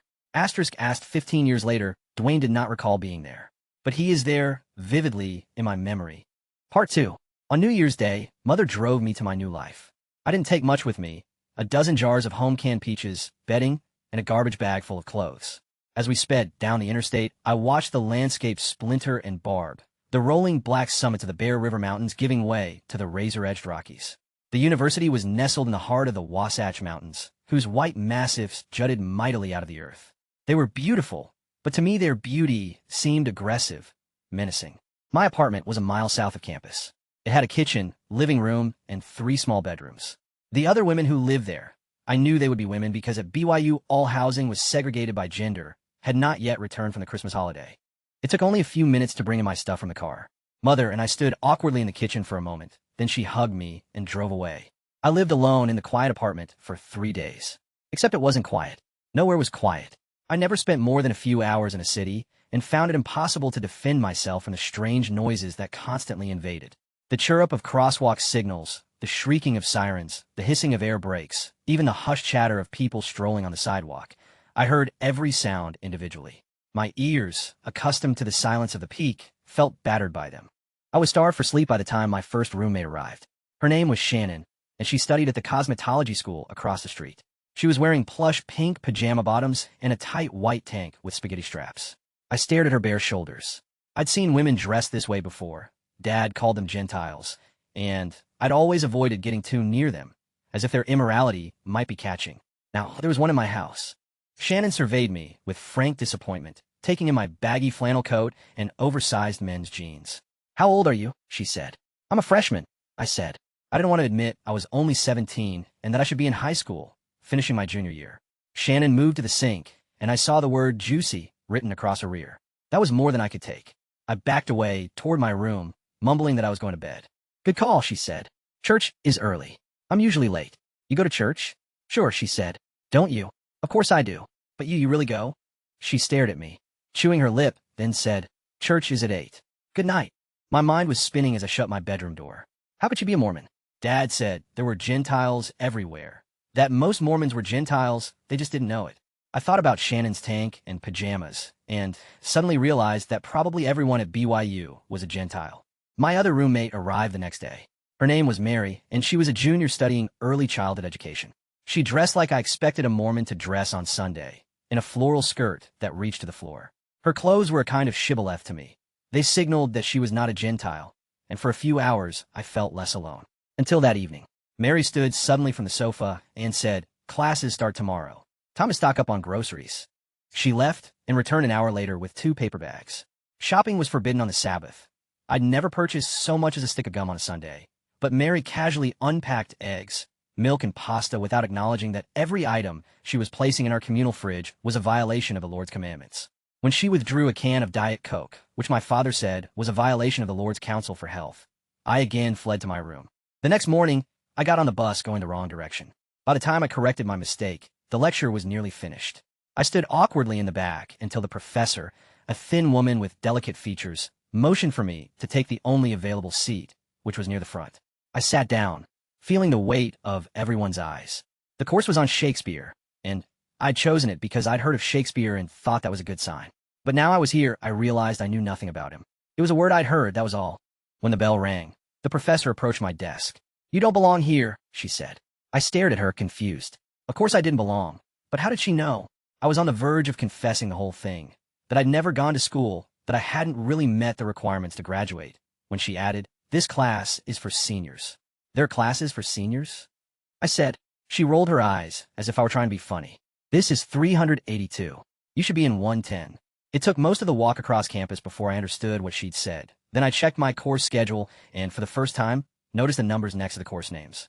I went to the registrar's office, where I was told that every freshman-level course was full. What I should do, they said, was check online every few hours and join if someone dropped. By the end of the week, I'd managed to squeeze into introductory courses in English, American history, music, and religion, but I was stuck in a junior-level course on art and Western civilization. Freshman English was taught by a cheerful woman in her late 20s who kept talking about something called the essay form, which, she assured us, we had learned in high school. My next class, American history, was held in an auditorium named for the prophet Joseph Smith. I thought American history would be easy because Dad had taught us about the Founding Fathers. I knew all about Washington, Jefferson, Madison. But the professor barely mentioned them at all, and instead talked about philosophical underpinnings in the writings of Cicero and Hume, names I'd never heard. In the first lecture, we were told that the next class would begin with a quiz on the readings. For 2 days, I tried to wrestle meaning from the textbook's dense passages, but terms like civic humanism and the Scottish Enlightenment dotted the page like black holes, sucking all the other words into them. I took the quiz and missed every question. That failure sat uneasily in my mind. It was the first indication of whether I would be okay, whether whatever I had in my head by way of education was enough. After the quiz, the answer seemed clear. It was not enough. On realizing this, I might have resented my upbringing, but I didn't. My loyalty to my father had increased in proportion to the miles between us. On the mountain, I could rebel. But here, in this loud, bright place, surrounded by Gentiles disguised as saints, I clung to every truth, every doctrine he had given me. Doctors were sons of perdition. Homeschooling was a commandment from the Lord. Failing a quiz did nothing to undermine my new devotion to an old creed, but a lecture on Western art did. The classroom was bright when I arrived, the morning sun pouring in warmly through a high wall of windows. I chose a seat next to a girl in a high-neck blouse. Her name was Vanessa. We should stick together, she said. I think we're the only freshmen in the whole class. The lecture began when an old man with small eyes and a sharp nose shuttered the windows. He flipped a switch and a slide projector filled the room with white light. The image was of a painting. The professor discussed the composition, the brushstrokes, the history.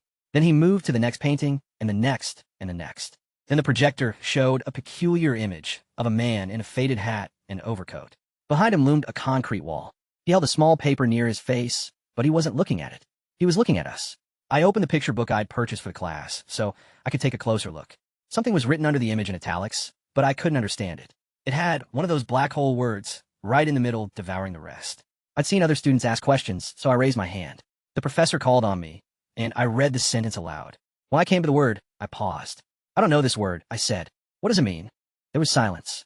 Not a hush, not a muting of the noise, but utter, almost violent silence. No paper shuffled, no pencil scratched. The professor's lips tightened. Thanks for that, he said, then returned to his notes. I scarcely moved for the rest of the lecture. I stared at my shoes, wondering what had happened and why. Whenever I looked up, there was always someone staring at me, as if I was a freak. Of course I was a freak, and I knew it, but I didn't understand how they knew it. When the bell rang, Vanessa shoved her notebook into her pack. Then she paused and said, "You shouldn't make fun of that. It's not a joke." She walked away before I could reply. I stayed in my seat until everyone had gone, pretending the zipper on my coat was stuck so I could avoid looking anyone in the eye. Then I went straight to the computer lab to look up the word Holocaust. I don't know how long I sat there reading about it, but at some point I'd read enough. I leaned back and stared at the ceiling. I suppose I was in shock, but whether it was the shock of learning about something horrific or the shock of learning about my own ignorance, I'm not sure. I do remember imagining for a moment, not the camps, not the pits or chambers of gas, but my mother's face. A wave of emotion took me, a feeling so intense, so unfamiliar, I wasn't sure what it was. It made me want to shout at her and my own mother, and that frightened me. I searched my memories. In some ways, the word Holocaust wasn't wholly unfamiliar. Perhaps Mother had taught me about it, when we were picking rose hips or tincturing hawthorn. I did seem to have a vague knowledge that Jews had been killed somewhere, long ago. But I thought it was a small conflict like the Boston Massacre, which Dad talked about a lot, in which half a dozen people had been martyred by a tyrannical government. To have misunderstood it on this scale, 5 versus 6 million, seemed impossible. I found Vanessa before the next lecture and apologized for the joke. I didn't explain because I couldn't explain.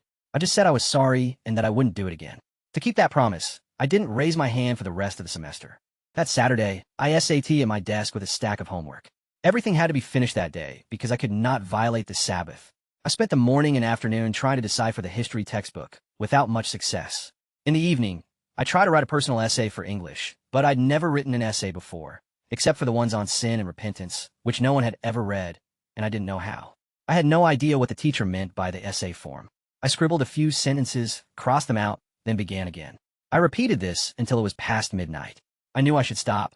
This was the Lord's time, but I hadn't even started the assignment for music theory, which was due at 7 a.m. on Monday. The Sabbath begins when I wake up. I reasoned and kept working. I awoke with my face pressed to the desk. The room was bright. I could hear Shannon and Mary in the kitchen. I put on my Sunday dress, and the three of us walked to church. Because it was a congregation of students, everyone was sitting with their roommates, so I settled into a pew with mine. Shannon immediately began chatting with the girl behind us. I looked around the chapel and was again struck by how many women were wearing skirts cut above the knee. The girl talking to Shannon said we should come over that afternoon to see a movie. Mary and Shannon agreed, but I shook my head. I didn't watch movies on Sunday. Shannon rolled her eyes. She's very devout, she whispered. I'd always known that my father believed in a different God. As a child, I'd been aware that although my family attended the same church as everyone in our town, our religion was not the same. They believed in modesty. We practiced it. They believed in God's power to heal. We left our injuries in God's hands. They believed in preparing for the second coming. We were actually prepared. For as long as I could remember, I'd known that the members of my own family were the only true Mormons I had ever known. And yet for some reason, here at this university, in this chapel, for the first time, I felt the immensity of the gap. I understood now. I could stand with my family or with the Gentiles on the one side or the other, but there was no foothold in between. The service ended and we filed into Sunday school. Shannon and Mary chose seats near the front. They saved me one, but I hesitated, thinking of how I'd broken the Sabbath. I'd been here less than a week, and already I had robbed the Lord of an hour. Perhaps that was why Dad hadn't wanted me to come, because he knew that by living with them, with people whose faith was less, I risked becoming like them. Shannon waved to me, and her V-neck plunged.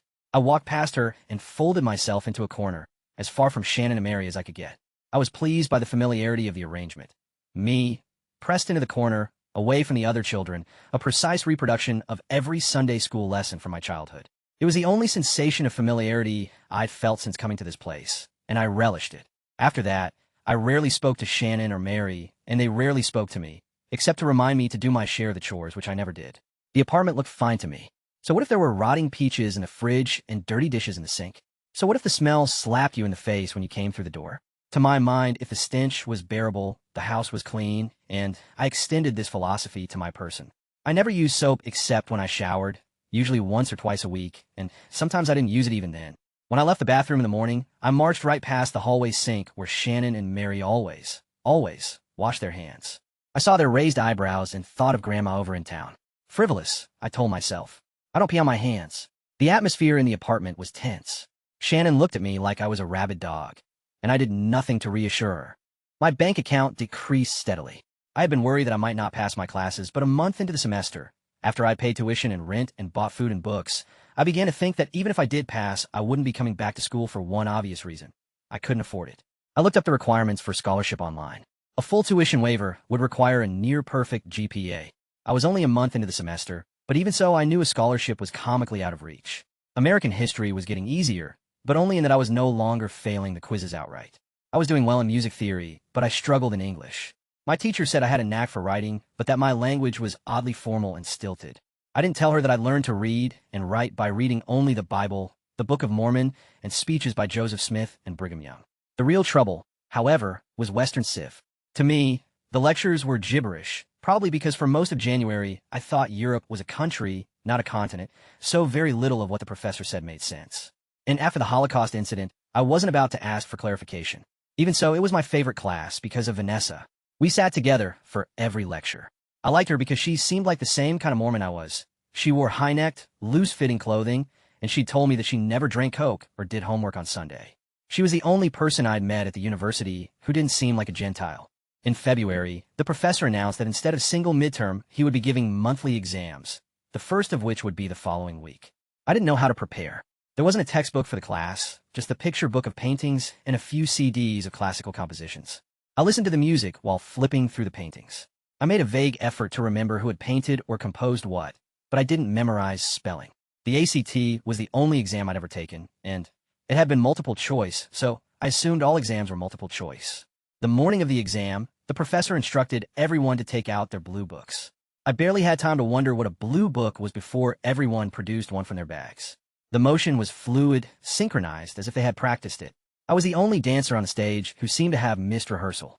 I asked Vanessa if she had a spare, and she did. I opened it expecting a multiple-choice exam, but it was blank. The windows were shuttered. The projector flickered on, displaying a painting.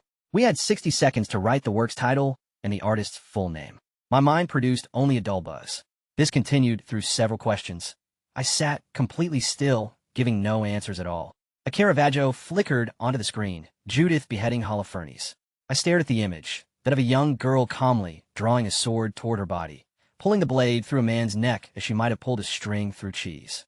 I beheaded chickens with Dad, clutching their scabby legs while he raised the axe and brought it down with a loud thwack, then tightening my grip, holding on with all I had, when the chicken convulsed with death, scattering feathers and spattering my jeans with blood. Remembering the chickens, I wonder at the plausibility of Caravaggio's scene. No one had that look on their face, that tranquil, disinterested expression, when taking off something's head. I knew the painting was by Caravaggio, but I remembered only the surname, and even that I couldn't spell. I was certain the title was Judith beheading someone, but could not have produced Holofernes, even if it had been my neck behind the blade. 30 seconds left.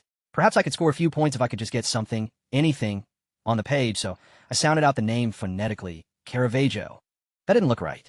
One of the letters was doubled up. I remembered, so I scratched that out and wrote Caravaggio. Wrong again. I auditioned different spellings, each worse than the last.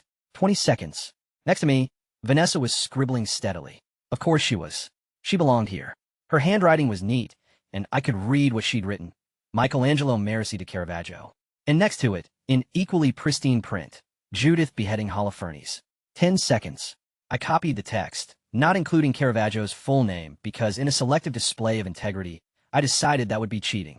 The projector flashed to the next slide. I glanced at Vanessa's paper a few more times during the exam, but it was hopeless. I couldn't copy her essays, and I lacked the factual and stylistic know-how to compose my own. In the absence of skill or knowledge, I must have scribbled down whatever occurred to me. I don't recall whether we were asked to evaluate Judith beheading Holofernes, but if we were, I'm sure I would have given my impressions. But the calm on the girl's face didn't sit well with my experience slaughtering chickens. Dressed in the right language, this might have made a fantastic answer. Something about the woman's serenity, standing in powerful counterpoint to the general realism of the piece.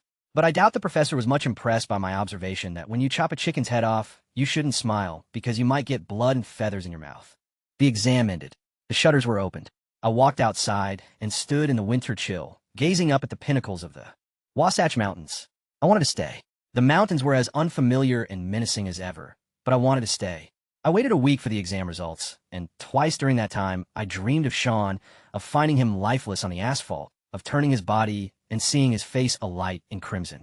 Suspended between fear of the past and fear of the future, I recorded the dream in my journal. Then, without any explanation, as if the connection between the two were obvious, I wrote, I don't understand why I wasn't allowed to get a decent education as a child. The results were handed back a few days later. I had failed. One winter, when I was very young, Luke found a great horned owl in a pasture, unconscious and half-frozen. It was the color of soot and seemed as big as me to my child eyes. Luke carried it into the house, where we marveled at its soft plumage and pitiless talons. I remember stroking its striped feathers, so smooth they were water-like, as my father held its limp body. I knew that if it were conscious, I would never get this close. I was in defiance of nature just by touching it. Its feathers were soaked in blood. A thorn had lanced its wing. I'm not a vet, Mother said. I treat people. But she removed the thorn and cleaned the wound. Dad said the wing would take weeks to mend, and that the owl would wake up long before then. Finding itself trapped, surrounded by predators, it would beat itself to death trying to get free. It was wild, he said, and in the wild that wound was fatal. We laid the owl on the linoleum by the back door and, when it awoke, told Mother to stay out of the kitchen. Mother said hell would freeze over before she surrendered her kitchen to an owl, then marched in and began slamming pots to make breakfast. The owl flopped about pathetically, its talons scratching the door, bashing its head in a panic. We cried, and Mother retreated. 2 hours later, Dad had blocked off half the kitchen with plywood sheets. The owl convalesced there for several weeks. We trapped mice to feed it, but sometimes it didn't eat them, and we couldn't clear away the carcasses. The smell of death was strong and foul, a punch to the gut. The owl grew restless. When it began to refuse food, we opened the back door and let it escape. It wasn't fully healed, but Dad said its chances were better with the mountain than with us. It didn't belong. It couldn't be taught to belong. I wanted to tell someone I'd failed the exam, but something stopped me from calling Tyler. It might have been shame, or it might have been that Tyler was preparing to be a father. He'd met his wife, Stephanie, at Purdue, and they'd married quickly. She didn't know anything about our family. To me, it felt as though he preferred his new life, his new family, to his old one. I called home. Dad answered. Mother was delivering a baby, which she was doing more and more now the migraines had stopped. When will Mother be home? I said. Don't know, said Dad.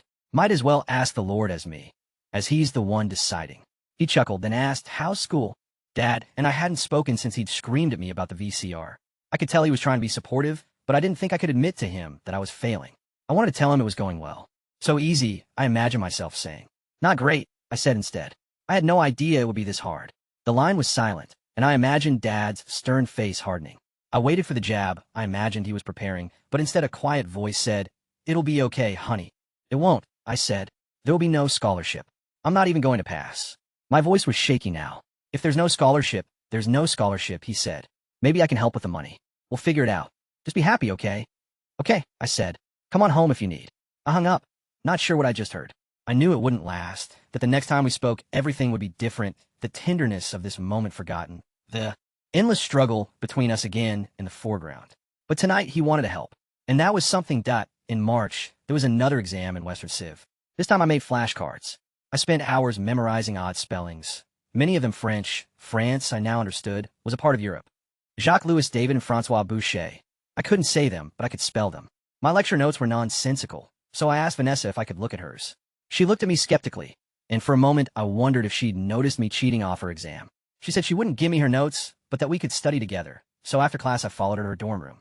We sat on the floor with our legs crossed, and our notebooks open in front of us. I tried to read from my notes, but the sentences were incomplete, scrambled. Don't worry about your notes, Vanessa said. They aren't as important as the textbook. What textbook? I said. The textbook, Vanessa said. She laughed as if I were being funny. I tensed because I wasn't. I don't have a textbook, I said. Sure you do. She held up the thick picture book I'd used to memorize titles and artists. Oh, that, I said. I looked at that. You looked at it? You didn't read it? I stared at her. I didn't understand. This was a class on music and art. We'd been given CDs with music to listen to, and a book with pictures of art to look at. It hadn't occurred to me to read the art book any more than it had to read the CDs. I thought we were just supposed to look at the pictures. This sounded stupid when said aloud.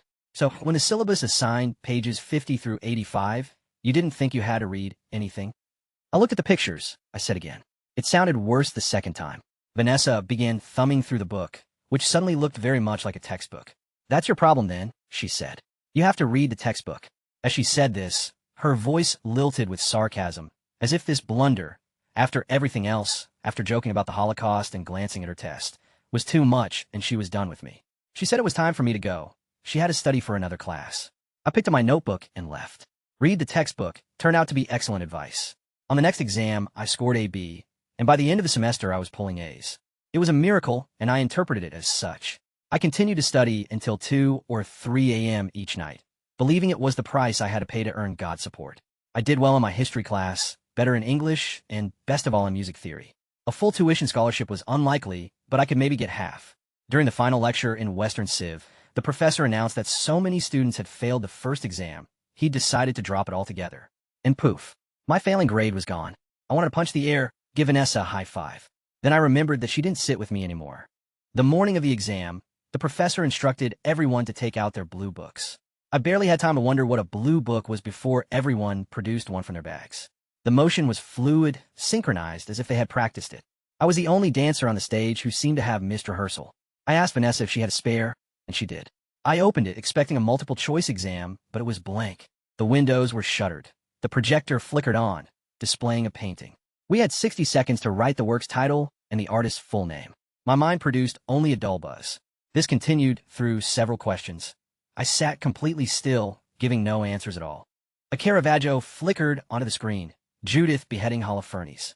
I stared at the image, that of a young girl calmly drawing a sword toward her body, pulling the blade through a man's neck as she might have pulled a string through cheese. I beheaded chickens with Dad, clutching their scabby legs while he raised the axe and brought it down with a loud thwack, then tightening my grip, holding on with all I had, when the chicken convulsed with death, scattering feathers and spattering my jeans with blood. Remembering the chickens, I wondered at the plausibility of Caravaggio's scene. No one had that look on their face, that tranquil, disinterested expression when taking off something's head. I knew the painting was by Caravaggio, but I remembered only the surname, and even that I couldn't spell. I was certain the title was Judith beheading someone, but could not have produced Holofernes, even if it had been my neck behind the blade. 30 seconds left. Perhaps I could score a few points if I could just get something, anything, on the page, so I sounded out the name, phonetically, Caravaggio. That didn't look right. One of the letters was doubled up. I remembered, so I scratched that out and wrote Caravaggio. Wrong again. I auditioned different spellings, each worse than the last. 20 seconds. Next to me, Vanessa was scribbling steadily. Of course she was. She belonged here. Her handwriting was neat, and I could read what she'd written. Michelangelo Merisi de Caravaggio. And next to it, in equally pristine print, Judith beheading Holofernes. 10 seconds. I copied the text, not including Caravaggio's full name because, in a selective display of integrity, I decided that would be cheating. The projector flashed to the next slide.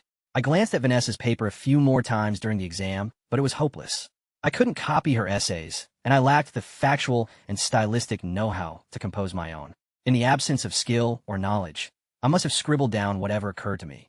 I don't recall whether we were asked to evaluate Judith beheading Holofernes, but if we were, I'm sure I would have given my impressions that the calm on the girl's face didn't sit well with my experience slaughtering chickens. Dressed in the right language, this might have made a fantastic answer. Something about the woman's serenity standing in powerful counterpoint to the general realism of the piece. But I doubt the professor was much impressed by my observation that when you chop a chicken's head off, you shouldn't smile because you might get blood and feathers in your mouth. The exam ended. The shutters were opened. I walked outside and stood in the winter chill, gazing up at the pinnacles of the Wasatch Mountains. I wanted to stay. The mountains were as unfamiliar and menacing as ever, but I wanted to stay. I waited a week for the exam results, and twice during that time, I dreamed of Sean, of finding him lifeless on the asphalt, of turning his body and seeing his face alight in crimson. Suspended between fear of the past and fear of the future, I recorded the dream in my journal. Then, without any explanation, as if the connection between the two were obvious, I wrote, "I don't understand why I wasn't allowed to get a decent education as a child." The results were handed back a few days later. I had failed. One winter, when I was very young, Luke found a great horned owl in the pasture, unconscious and half-frozen. It was the color of soot and seemed as big as me to my child eyes. Luke carried it into the house, where we marveled at its soft plumage and pitiless talons. I remember stroking its striped feathers, so smooth they were water-like, as my father held its limp body. I knew that if it were conscious, I would never get this close. I was in defiance of nature just by touching it. Its feathers were soaked in blood. A thorn had lanced its wing. "I'm not a vet," Mother said. "I treat people." But she removed the thorn and cleaned the wound. Dad said the wing would take weeks to mend, and that the owl would wake up long before then. Finding itself trapped, surrounded by predators, it would beat itself to death trying to get free. It was wild, he said, and in the wild that wound was fatal. We laid the owl on the linoleum by the back door and, when it awoke, told Mother to stay out of the kitchen. Mother said hell would freeze over before she surrendered her kitchen to an owl, then marched in and began slamming pots to make breakfast. The owl flopped about pathetically, its talons scratching the door, bashing its head in a panic. We cried, and Mother retreated. 2 hours later, Dad had blocked off half the kitchen with plywood sheets. The owl convalesced there for several weeks. We trapped mice to feed it, but sometimes it didn't eat them, and we couldn't clear away the carcasses. The smell of death was strong and foul, a punch to the gut. The owl grew restless. When it began to refuse food, we opened the back door and let it escape. It wasn't fully healed, but Dad said its chances were better with the mountain than with us. It didn't belong. It couldn't be taught to belong. I wanted to tell someone I'd failed the exam, but something stopped me from calling Tyler. It might have been shame, or it might have been that Tyler was preparing to be a father. He'd met his wife, Stephanie, at Purdue, and they'd married quickly. She didn't know anything about our family.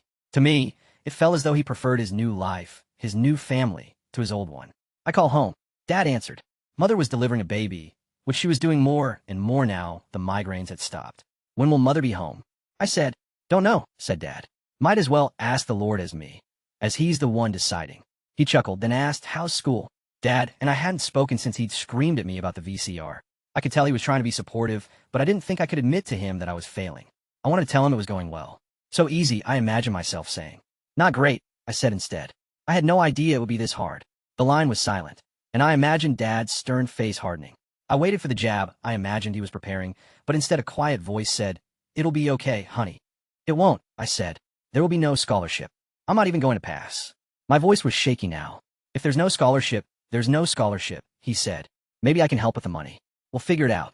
Just be happy, okay? Okay, I said. Come on home if you need. I hung up, not sure what I just heard. I knew it wouldn't last, that the next time we spoke, everything would be different, the tenderness of this moment forgotten, the endless struggle between us again in the foreground. But tonight, he wanted to help, and that was something that... In March, there was another exam in Western Civ. This time I made flashcards. I spent hours memorizing odd spellings. Many of them French. France, I now understood, was a part of Europe. Jacques-Louis David and Francois Boucher. I couldn't say them, but I could spell them. My lecture notes were nonsensical, so I asked Vanessa if I could look at hers. She looked at me skeptically, and for a moment I wondered if she'd noticed me cheating off her exam. She said she wouldn't give me her notes, but that we could study together, so after class I followed her to her dorm room. We sat on the floor with our legs crossed, and our notebooks open in front of us. I tried to read from my notes, but the sentences were incomplete, scrambled. Don't worry about your notes, Vanessa said. They aren't as important as the textbook. What textbook? I said. The textbook, Vanessa said. She laughed as if I were being funny. I tensed because I wasn't. I don't have a textbook, I said. Sure you do. She held up the thick picture book I'd used to memorize titles and artists. Oh, that, I said. I looked at that. You looked at it? You didn't read it?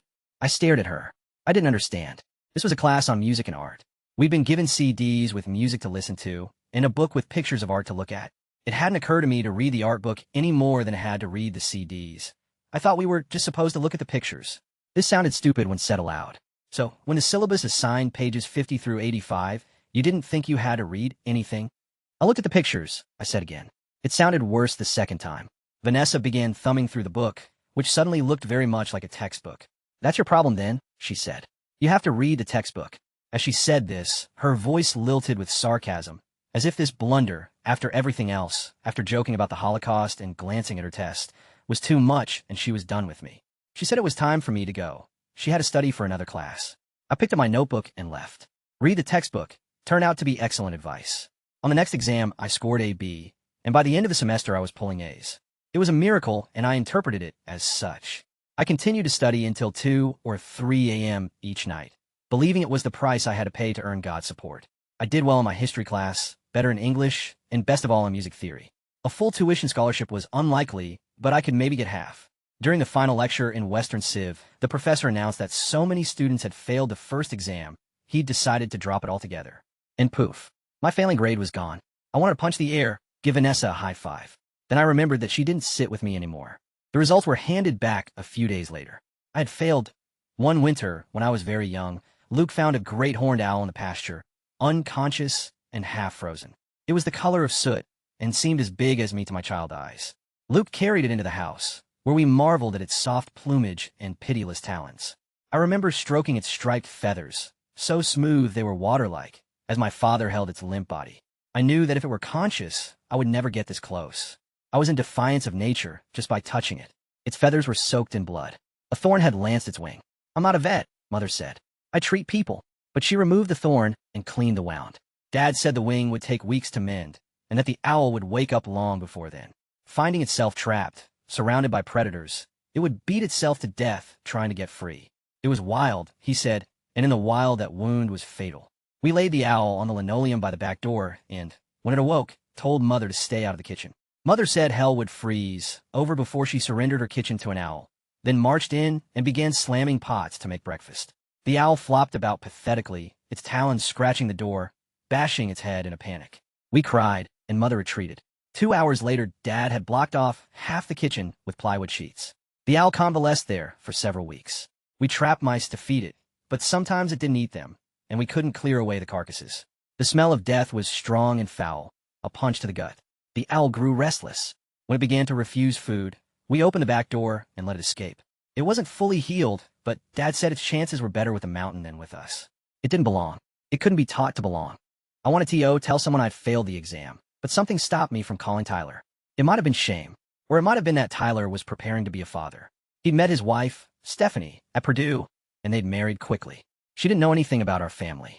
To me, it felt as though he preferred his new life, his new family, to his old one. I call home. Dad answered. Mother was delivering a baby, which she was doing more and more now the migraines had stopped. When will Mother be home? I said. Don't know, said Dad. Might as well ask the Lord as me, as he's the one deciding. He chuckled, then asked, how's school? Dad, and I hadn't spoken since he'd screamed at me about the VCR. I could tell he was trying to be supportive, but I didn't think I could admit to him that I was failing. I wanted to tell him it was going well. So easy, I imagined myself saying. Not great, I said instead. I had no idea it would be this hard. The line was silent, and I imagined Dad's stern face hardening.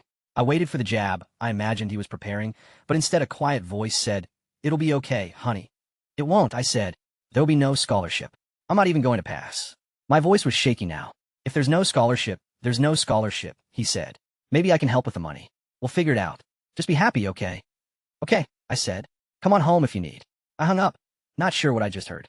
I knew it wouldn't last, that the next time we spoke everything would be different, the tenderness of this moment forgotten, the endless struggle between us again in the foreground. But tonight he wanted to help, and that was something that... In March, there was another exam in Western Civ. This time I made flashcards. I spent hours memorizing odd spellings. Many of them French. France, I now understood, was a part of Europe. Jacques-Louis David and Francois Boucher. I couldn't say them, but I could spell them. My lecture notes were nonsensical, so I asked Vanessa if I could look at hers. She looked at me skeptically, and for a moment I wondered if she'd noticed me cheating off her exam. She said she wouldn't give me her notes, but that we could study together. So, after class I followed her to her dorm room. We sat on the floor with our legs crossed, and our notebooks open in front of us. I tried to read from my notes, but the sentences were incomplete, scrambled. "Don't worry about your notes," Vanessa said. "They aren't as important as the textbook." "What textbook?" I said. "The textbook," Vanessa said. She laughed as if I were being funny. I tensed because I wasn't. "I don't have a textbook," I said. "Sure you do." She held up the thick picture book I'd used to memorize titles and artists. "Oh, that," I said. "I looked at that." "You looked at it? You didn't read it?" I stared at her. I didn't understand. This was a class on music and art. We'd been given CDs with music to listen to, and a book with pictures of art to look at. It hadn't occurred to me to read the art book any more than it had to read the CDs. I thought we were just supposed to look at the pictures. This sounded stupid when said aloud. "So, when the syllabus assigned pages 50 through 85, you didn't think you had to read anything?" "I looked at the pictures," I said again. It sounded worse the second time. Vanessa began thumbing through the book, which suddenly looked very much like a textbook. "That's your problem then," she said. "You have to read the textbook." As she said this, her voice lilted with sarcasm, as if this blunder, after everything else, after joking about the Holocaust and glancing at her test, was too much and she was done with me. She said it was time for me to go. She had to study for another class. I picked up my notebook and left. Read the textbook turned out to be excellent advice. On the next exam, I scored a B, and by the end of the semester I was pulling A's. It was a miracle, and I interpreted it as such. I continued to study until 2 or 3 a.m. each night, believing it was the price I had to pay to earn God's support. I did well in my history class, better in English, and best of all in music theory. A full tuition scholarship was unlikely, but I could maybe get half. During the final lecture in Western Civ, the professor announced that so many students had failed the first exam, he'd decided to drop it altogether. And poof, my failing grade was gone. I wanted to punch the air, give Vanessa a high five. Then I remembered that she didn't sit with me anymore. In March, there was another exam in Western Civ. This time I made flashcards. I spent hours memorizing odd spellings. Many of them French. France, I now understood, was a part of Europe. Jacques-Louis David and Francois Boucher. I couldn't say them, but I could spell them. My lecture notes were nonsensical, so I asked Vanessa if I could look at hers. She looked at me skeptically, and for a moment I wondered if she'd noticed me cheating off her exam. She said she wouldn't give me her notes, but that we could study together. So, after class I followed her to her dorm room. We sat on the floor with our legs crossed, and our notebooks open in front of us. I tried to read from my notes, but the sentences were incomplete, scrambled. "Don't worry about your notes," Vanessa said. "They aren't as important as the textbook." "What textbook?" I said. "The textbook," Vanessa said. She laughed as if I were being funny. I tensed because I wasn't. "I don't have a textbook," I said. "Sure you do." She held up the thick picture book I'd used to memorize titles and artists. "Oh, that," I said. "I looked at that." "You looked at it? You didn't read it?" I stared at her. I didn't understand. This was a class on music and art. We'd been given CDs with music to listen to, and a book with pictures of art to look at. It hadn't occurred to me to read the art book any more than it had to read the CDs. I thought we were just supposed to look at the pictures. This sounded stupid when said aloud. "So, when the syllabus assigned pages 50 through 85, you didn't think you had to read anything?" "I looked at the pictures," I said again. It sounded worse the second time. Vanessa began thumbing through the book, which suddenly looked very much like a textbook. "That's your problem then," she said. "You have to read the textbook." As she said this, her voice lilted with sarcasm, as if this blunder, after everything else, after joking about the Holocaust and glancing at her test, was too much and she was done with me. She said it was time for me to go. She had to study for another class. I picked up my notebook and left. Read the textbook turned out to be excellent advice. On the next exam, I scored a B, and by the end of the semester I was pulling A's. It was a miracle, and I interpreted it as such. I continued to study until 2 or 3 a.m. each night, believing it was the price I had to pay to earn God's support. I did well in my history class, better in English, and best of all in music theory. A full tuition scholarship was unlikely, but I could maybe get half. During the final lecture in Western Civ, the professor announced that so many students had failed the first exam, he decided to drop it altogether. And poof, my failing grade was gone.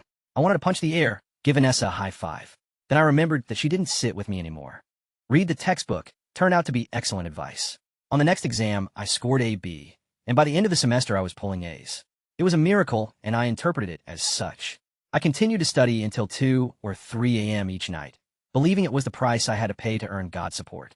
I did well in my history class, better in English, and best of all in music theory. A full tuition scholarship was unlikely, but I could maybe get half. During the final lecture in Western Civ, the professor announced that so many students had failed the first exam, he decided to drop it altogether. And poof, my failing grade was gone. I wanted to punch the air, give Vanessa a high five. Then I remembered that she didn't sit with me anymore. When the semester ended, I returned to Bucks Peak. In a few weeks, BYU would post grades. Then I'd know if I could return in the fall. I filled my journals with promises that I would stay out of the junkyard. I needed money. Dad would have said I was broker than the 10 Commandments, so I want to get my old job back at Stokes. I turned up at the busiest hour in the afternoon, when I knew they'd be understaffed, and sure enough, the manager was bagging groceries when I found him. I asked if he'd like me to do that, and he looked at me for all of 3 seconds, then lifted his apron over his head and handed it to me. The assistant manager gave me a wink. She was the one who'd suggested I ask during the rush. There was something about Stokes, about its straight, clean aisles and the warm people who worked there, that made me feel calm and happy. It's a strange thing to say about a grocery store, but it felt like home. Dad was waiting for me when I came through the back door. He saw the apron and said, "You're working for me this summer." "I'm working at Stokes," I said. "Think you're too good to scrap?" His voice was raised. "This is your family. You belong here." Dad's face was haggard, his eyes bloodshot. He'd had a spectacularly bad winter. In the fall, he'd invested a large sum of money in new construction equipment, an excavator, a man lift, and a welding trailer. Now it was spring and all of it was gone. Luke had accidentally lit the welding trailer on fire, burning it to the ground. The man lift had come off a trailer because someone, I never asked who, hadn't secured it properly, and the excavator had joined the scrap heap when Sean, pulling it on an enormous trailer, had taken a corner too fast and rolled truck and trailer both. With the luck of the damned, Sean had crawled from the wreckage, although he'd hit his head and couldn't remember the days before the accident. Truck, trailer, and excavator were totaled. Dad's determination was etched into his face. It was in his voice, in the harshness of it. He had to win the standoff. He convinced himself that if I was on the crew, there'd be fewer accidents, fewer setbacks. "You're slower than Tara running uphill," he'd told me a dozen times. "But you get the job done without smashing anything." But I couldn't do the job, because to do it would be to slide backward. I'd move home, to my old room, to my old life. If I went back to working for Dad, to waking up every morning and pulling on steel-toed boots and trudging out to the junkyard, it would be as if the last 4 months had never happened, as if I had never left. I pushed past Dad and shut myself in my room. Mother knocked a moment later. She stepped into the room quietly and sat so lightly on the bed, I barely felt her weight next to me. I thought she would say what she'd said last time. Then I'd remind her I was only 17, and she'd tell me I could stay.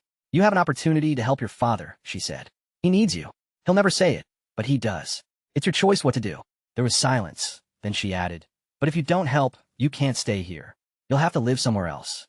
The next morning, at 4 a.m., I drove to Stokes and worked a 10-hour shift. It was early afternoon and raining heavily when I came home and found my clothes on the front lawn. I carried them into the house. Mother was mixing oils in the kitchen, and she said nothing as I passed by with my dripping shirts and jeans. I sat on my bed while the water from my clothes soaked into the carpet. I'd taken a phone with me, and I stared at it, unsure what it could do. There was no one to call. There was nowhere to go and no one to call. I dialed Tyler in Indiana. "I don't want to work in the junkyard," I said when he answered. My voice was hoarse. "What happened?" he said. He sounded worried. He thought there'd been another accident. "Is everyone okay?" "Everyone's fine," I said. "But Dad says I can't stay here unless I work in the junkyard, and I can't do that anymore." My voice was pitched unnaturally high, and it quivered. Tyler said, "What do you want me to do?" In retrospect, I'm sure he meant this literally, that he was asking how he could help, but my ears, solitary and suspicious, heard something else. "What do you expect me to do?" I began to shake. I felt lightheaded. Tyler had been my lifeline. For years, he'd lived in my mind as a last resort, a lever I could pull when my back was against the wall. But now that I had pulled it, I understood its futility. It did nothing after all. What happened? Tyler said again. Nothing. Everything's fine. I hung up and dialed Stokes. The assistant manager answered. You done working today? She said brightly. I told her I quit, said I was sorry, then put down the phone. I opened my closet, and there they were, where I'd left them 4 months before. My scrapping boots. I put them on. It felt as though I'd never taken them off. Dad was in the forklift, scooping up a stack of corrugated tin. He would need someone to place wooden blocks on the trailer, so he could offload the stack. When he saw me, he lowered the tin so I could step onto it, and I rode the stack up and onto the trailer. My memories of the university faded quickly. The scratch of pencils on paper, the clack of a projector moving to the next slide, the peal of the bells signaling the end of class. All were drowned out by the clatter of iron and the roar of diesel engines. After a month in the junkyard, BYU seemed like a dream, something I'd conjured. Now I was awake. My daily routine was exactly what it had been. After breakfast, I sorted scrap or pulled copper from radiators. If the boys were working on-site, sometimes I'd go along to drive the loader or forklift or crane. At lunch, I'd help Mother cook and do the dishes, then I'd return, either to the junkyard or to the forklift. The only difference was Sean. He was not what I remembered. He never said a harsh word, seemed at peace with himself. He was studying for his GED, and one night when we were driving back from a job, he told me he was going to try a semester at a community college. He wanted to study law. There was a play that summer at the Worm Creek Opera House, and Sean and I bought tickets. Charles was also there, a few rows ahead of us. And at intermission, when Sean moved away to chat up a girl, he shuffled over.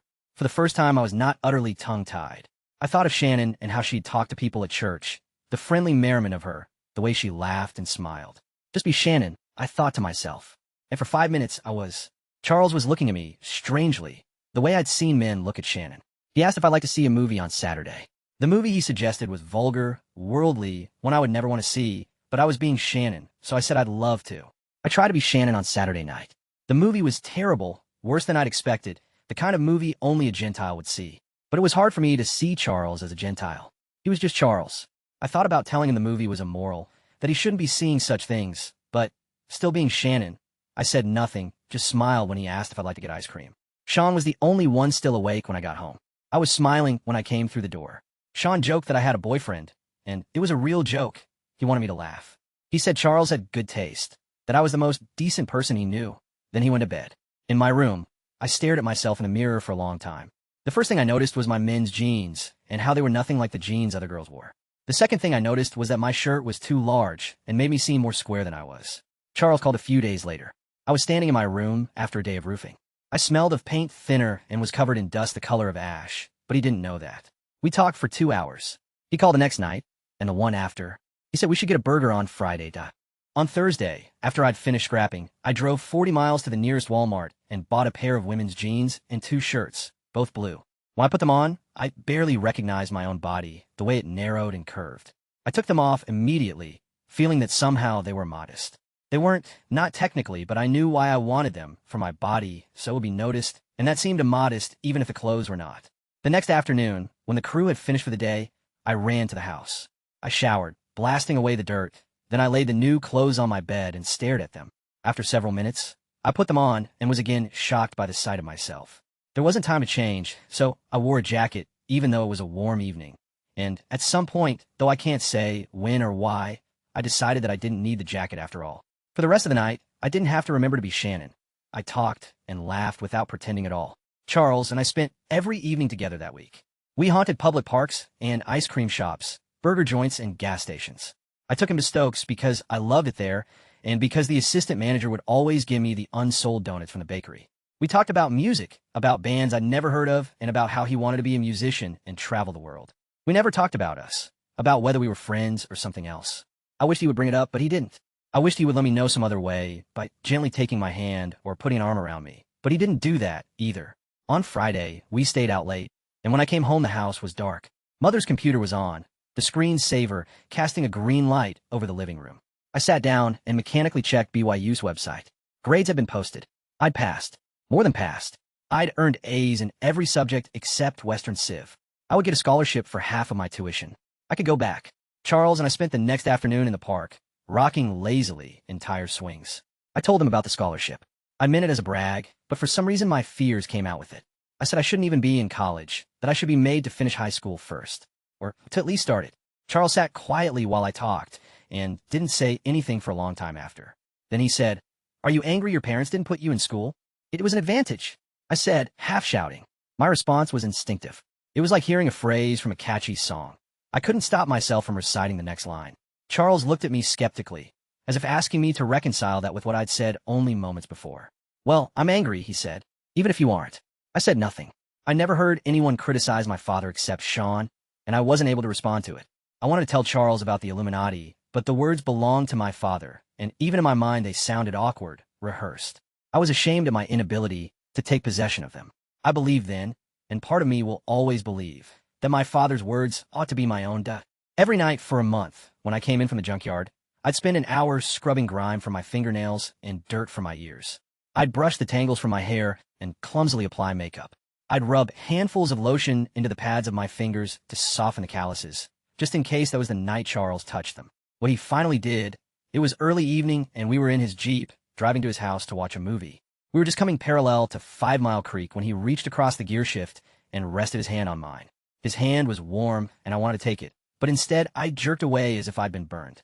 The response was involuntary, and I wished immediately that I could take it back. It happened again when he tried a second time. My body convulsed, yielding to a strange, potent instinct. The instinct passed through me in the form of a word, a bold lyric, strong, declarative. The word was not new. It had been with me for a while now, hushed, motionless, as if asleep in some remote corner of memory. By touching me, Charles had awakened it, and it throbbed with life. I shoved my hands under my knees and leaned into the window. I couldn't let him near me, not that night, and not any night for months, without shuddering as that word, my word, ripped its way into remembrance. We arrived at his house. Charles turned on the TV and settled onto the sofa. I perched lightly on one side. The lights dimmed, the opening credits rolled. Charles inched toward me, slowly at first, then more confidently, until his leg brushed mine. In my mind, I bolted. I ran 1,000 miles in a single heartbeat. In reality, I merely flinched. Charles flinched too. I'd startled him. I repositioned myself, driving my body into the sofa arm, gathering my limbs and pressing them away from him. I held that unnatural pose for perhaps 20 seconds, until he understood, hearing the words I couldn't say, and moved to the floor. Charles was my first friend from that other world, the one my father had tried to protect me from. He was conventional in all the ways, and for all the reasons my father despised conventionality. He talked about football and popular bands more than the end of days. He loved everything about high school. He went to church, but like most Mormons, if he was ill, he was as likely to call a doctor as a Mormon priest. I couldn't reconcile his world with mine, so I separated them. Every evening, I watched for his red Jeep from my window, and when it appeared on the highway, I ran for the door. By the time he'd bumped up the hill, I'd be waiting on the lawn, and before he could get out, I'd be in the Jeep, arguing with him about my seatbelt. He refused to drive unless I wore one. Once, he arrived early and made it to the front door. I stammered nervously as I introduced him to Mother, who was blending bergamot and ylang-ylang, clicking her fingers to test the proportions. She said hello, but her fingers kept pulsing. When Charles looked at me, as if to ask why, Mother explained that God was speaking through her fingers. Yesterday, I tested that I'd get a migraine today if I didn't have a bath in lavender, she said. I took the bath and guess what? No headache. Doctors can't cure a migraine before it happens, Dad chimed in. But the Lord can. As we walked to his Jeep, Charles said, "Does your house always smell like that?" Like what? Like rotted plants. I shrugged. You must have smelled it, he said. It was strong. I've smelled it before. On you. You always smell of it. Hell, I probably do too now. He sniffed his shirt. I was quiet. I hadn't smelled anything. Dad said I was becoming uppity. He didn't like that I rushed home from the junkyard the moment the work was finished, or that I removed every trace of grease before going out with Charles. He knew I'd rather be bagging groceries at Stokes than driving the loader in Blackfoot, the dusty town an hour north where Dad was building a milking barn.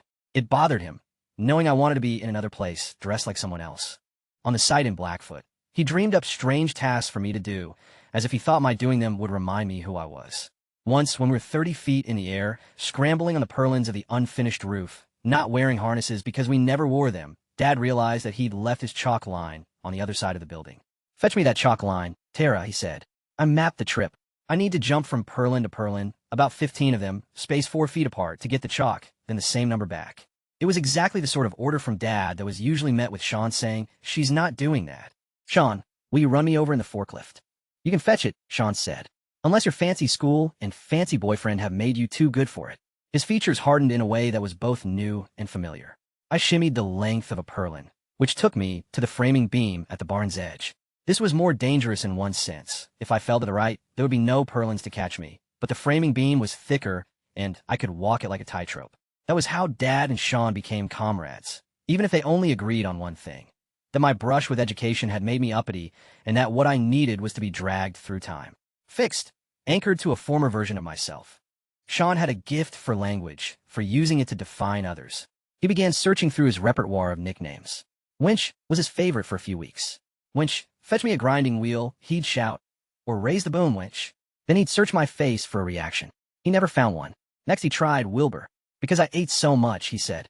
That's some pig, he'd shout with a whistle when I bent over to fit a screw or check a measurement. Sean took to lingering outside after the crew had finished for the day.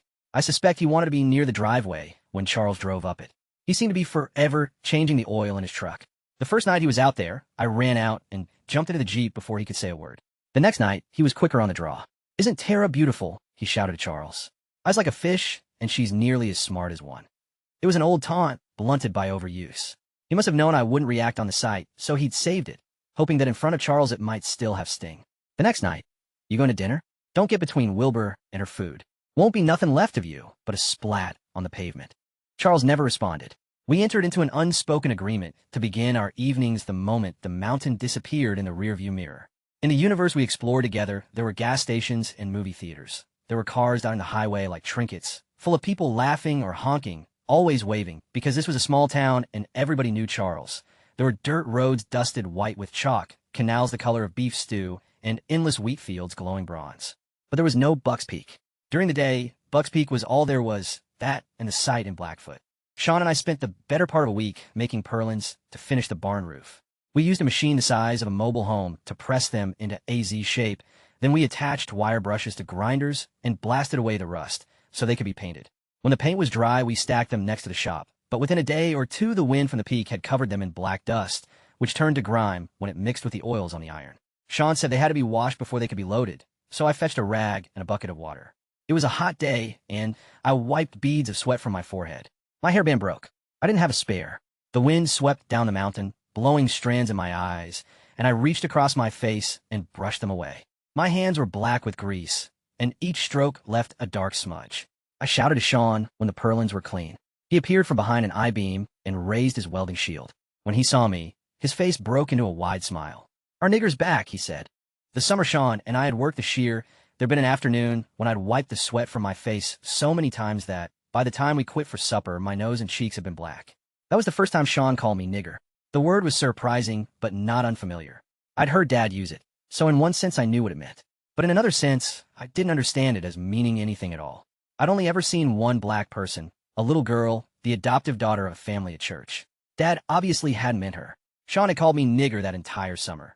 Nigger, run and fetch those C-clamps, or it's time for lunch, nigger. It had never given me a moment's pause. Then the world had turned upside down.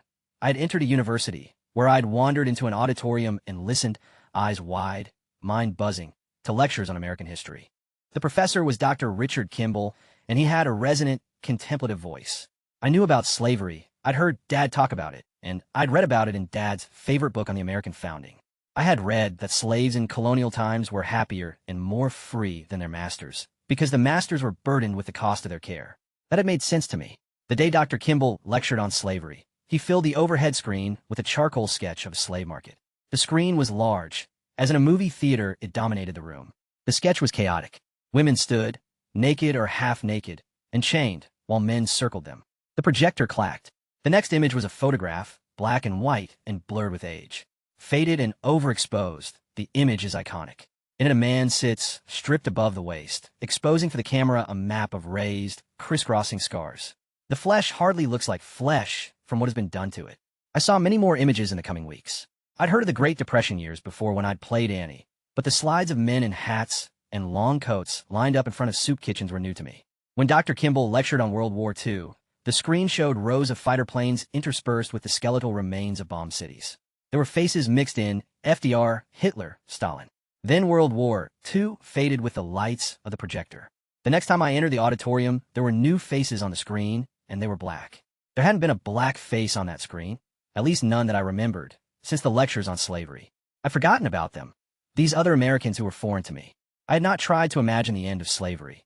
Surely the call of justice had been heard by all, and the issue had been resolved. This was my state of mind when Dr. Kimball began to lecture on something called the Civil Rights Movement. A date appeared on the screen, 1963. I figured there'd been a mistake. I recalled that the Emancipation Proclamation had been issued in 1863.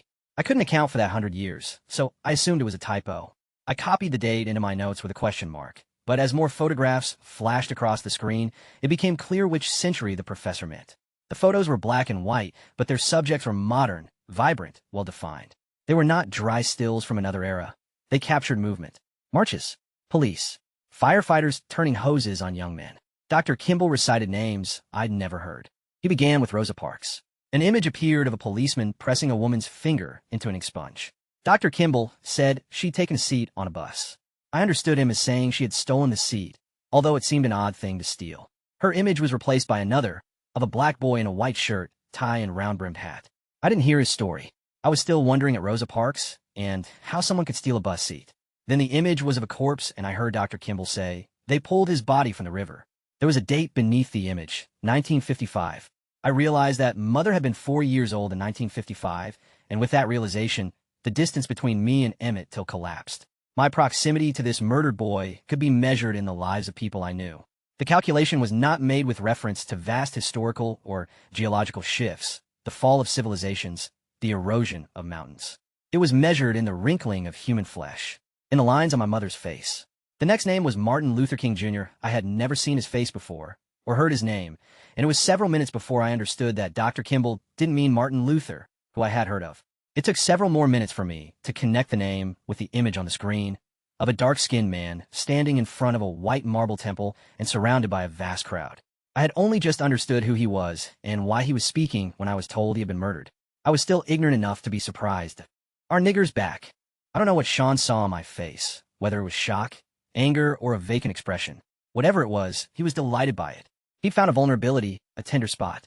It was too late to feign indifference. "Don't call me that," I said. "You don't know what it means." "Sure I do," he said. "You've got black all over your face, like a nigger."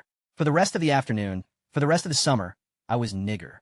I'd answered to it 1,000 times before with indifference. If anything, I'd been amused and thought Sean was clever.